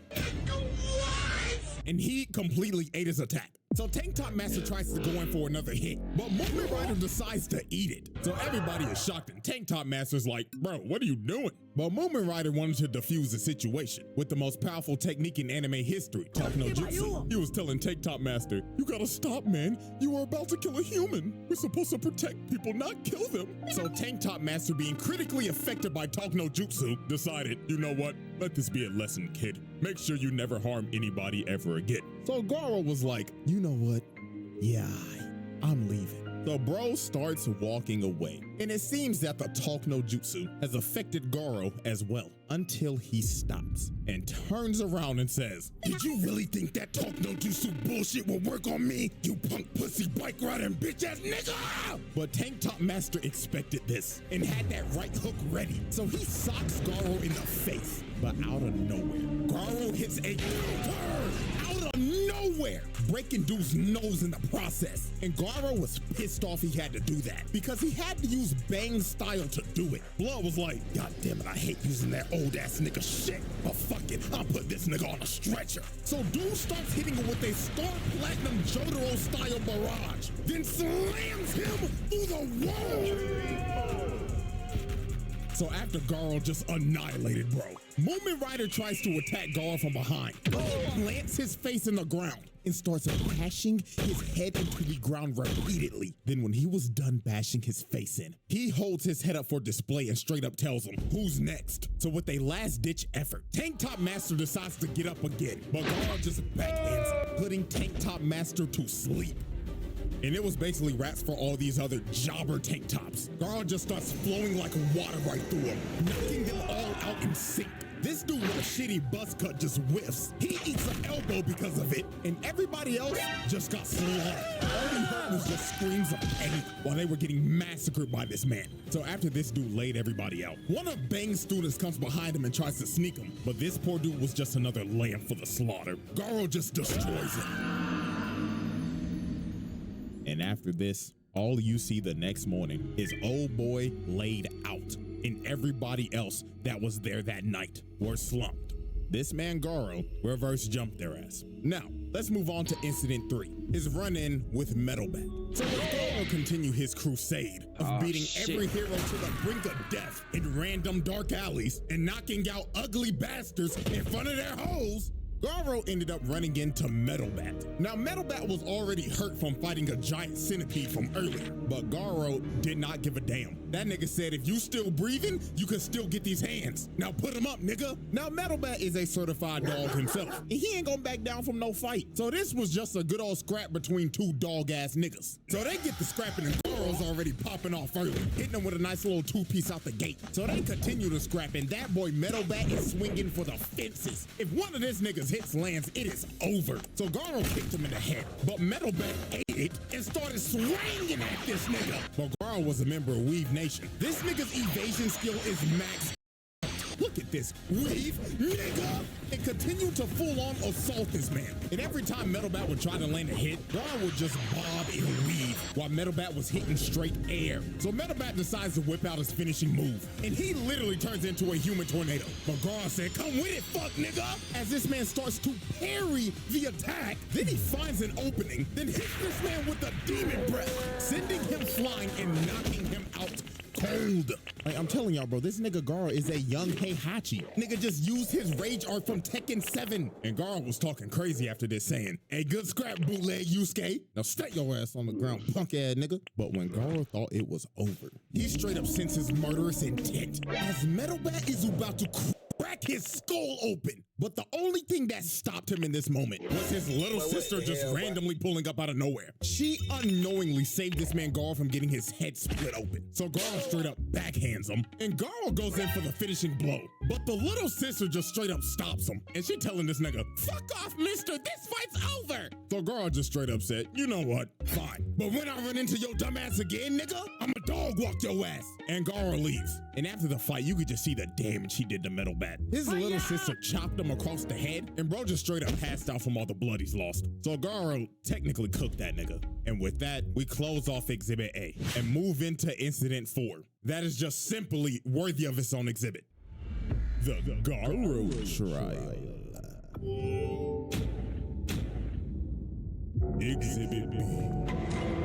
Alrighty, ladies and gentlemen, we have reached our final exhibit. Exhibit B, the 1v8. This is simply one of those moments where you will look at this and you'll be like, damn, this might be a Hall of Famer when it comes to this menace shit. Because what he does right here is absolutely disgusting. So while Garo was chilling out in this shack after a fight he had with Watchdog Man and getting disrespected by Saitama, dude was just trying to lay down and recover from his injuries. So while he was slumped, 8 heroes pull up to this shack and they only got one goal in mind, and that is Swiss cheese and Garo. So he ends up coming outside, jumps up to the roof, and just starts yelling, attention punk pussy bitches!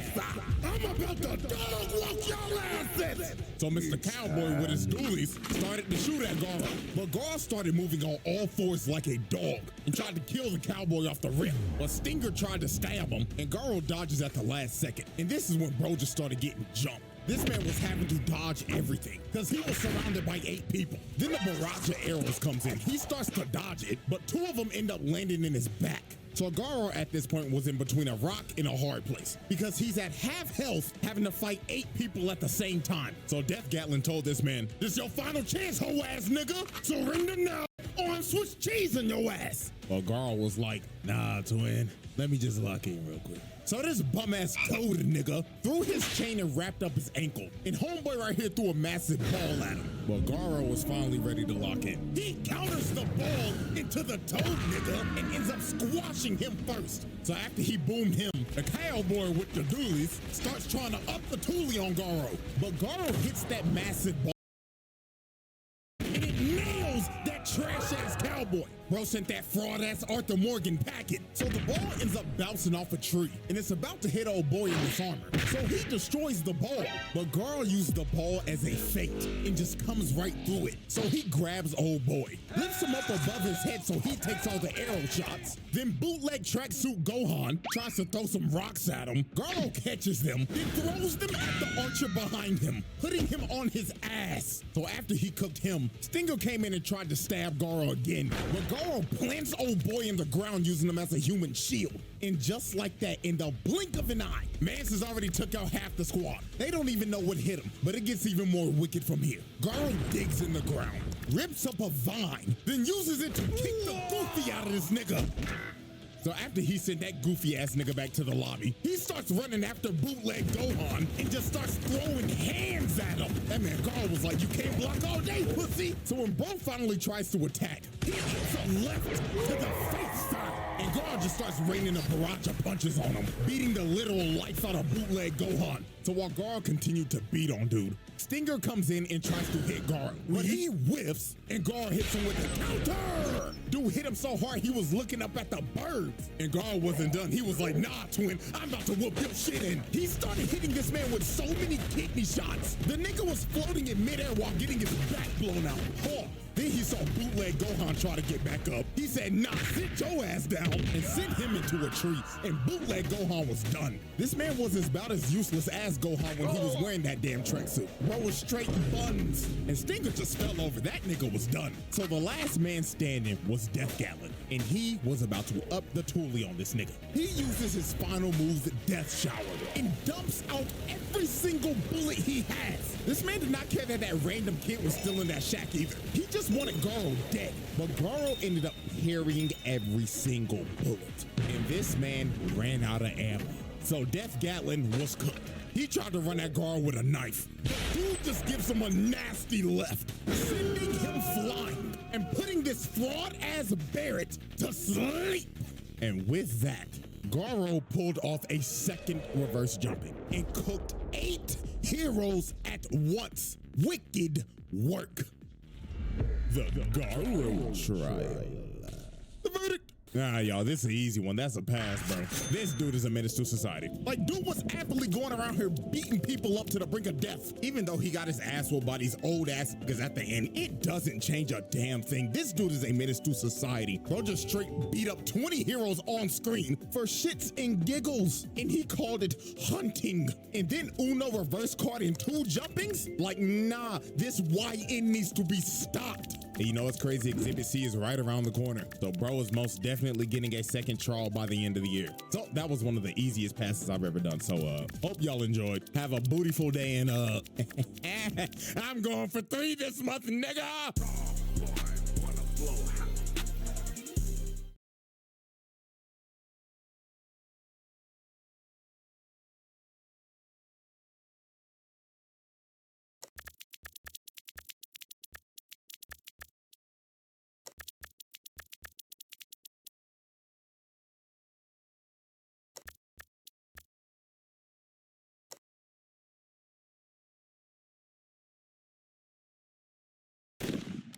Hello everyone, this is your daily dose of internet. Boom.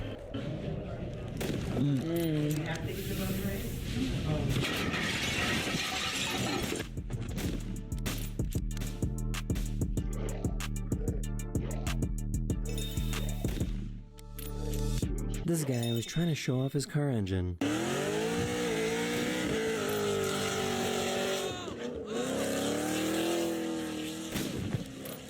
The police set up a bait car with the keys on the roof to see if anyone would steal it. See, they got the keys on top. You got a nice little car. Look in the back corner, you got 3 cops posted up waiting for someone to take that jump.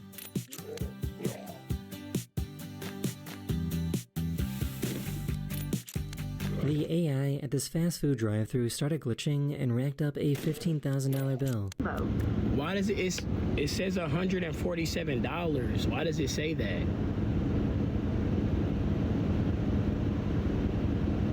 What drink would you like for your number 12 combo? Bro, what the... give me a team member. This tow truck driver tried to steal this delivery driver's car.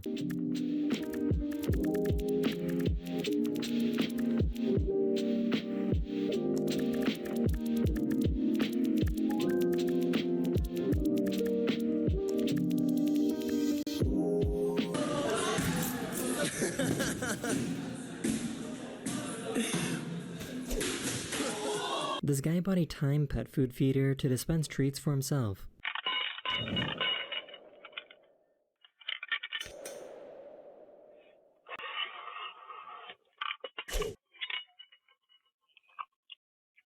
She had no idea that there was a bear outside.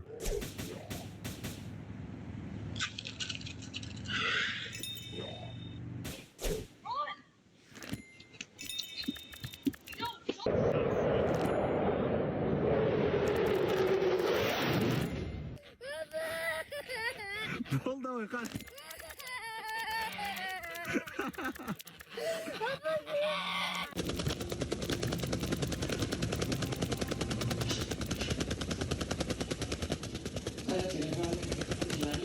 A few days ago, this giant meteor was seen flying over Japan.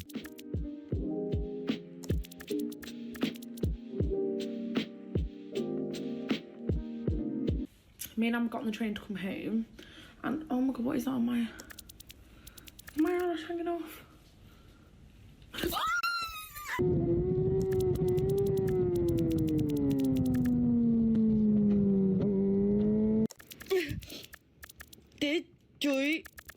This juice. This joy. This. Did. This. This. Did.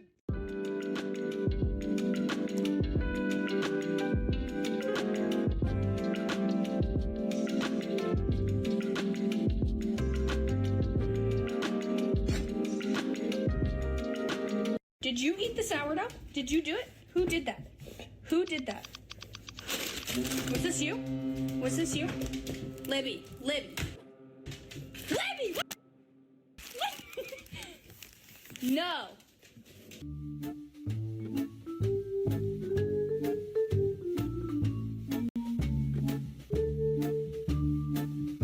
She put up this sign because people kept trying to sell her stuff at her front door.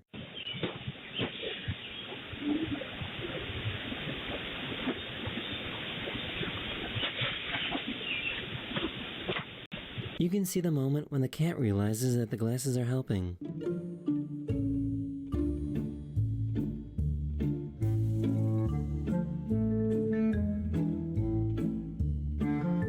Pedí un café con leche y me supo un poquito cargado, entonces pedí un extra de leche.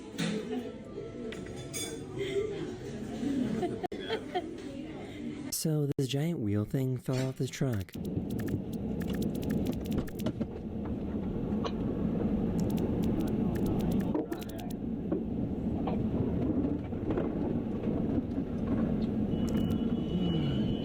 No. Something tells me they're never gonna see this package ever again.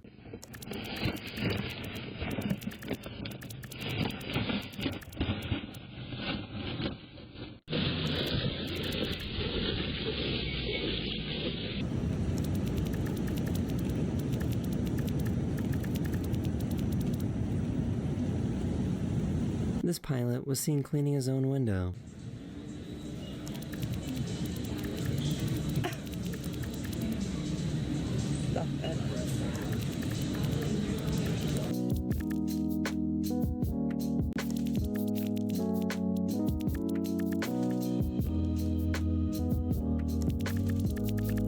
This drone crash during a drone race was pretty violent.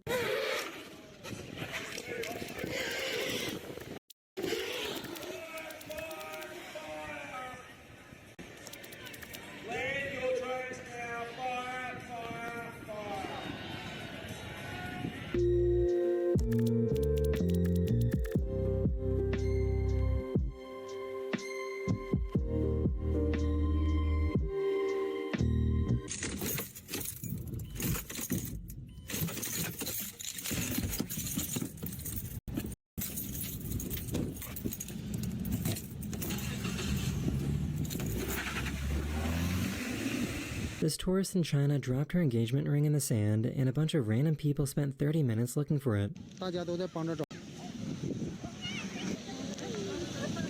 找到了，找到了，哦，找到了。阿姨帮他找到了，太厉害了。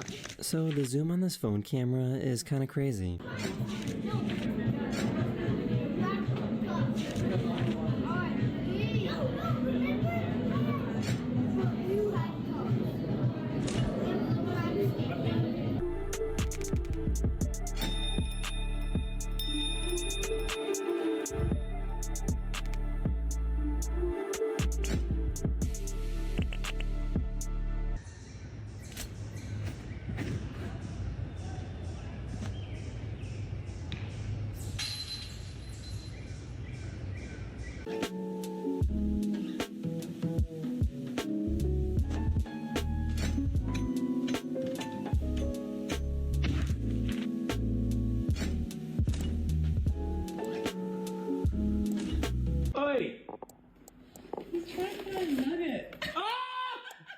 He didn't realize that he was putting this chair together the wrong way. Materials for the internet. Golden butterflies. Look at the chair!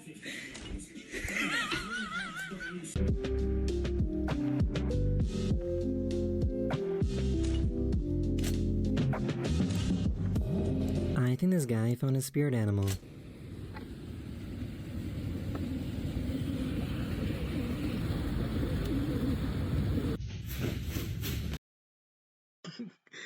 Qué culero. Una paloma haciendo su espíritu animal, mano. Pero bueno, voy a cortar acá. Voy a renombrar esto como parte 1, parte /1, y después el otro parte 2/2 en sí. Bueno, voy a cortar acá y luego ya en unos momentos ya me reconecto en sí.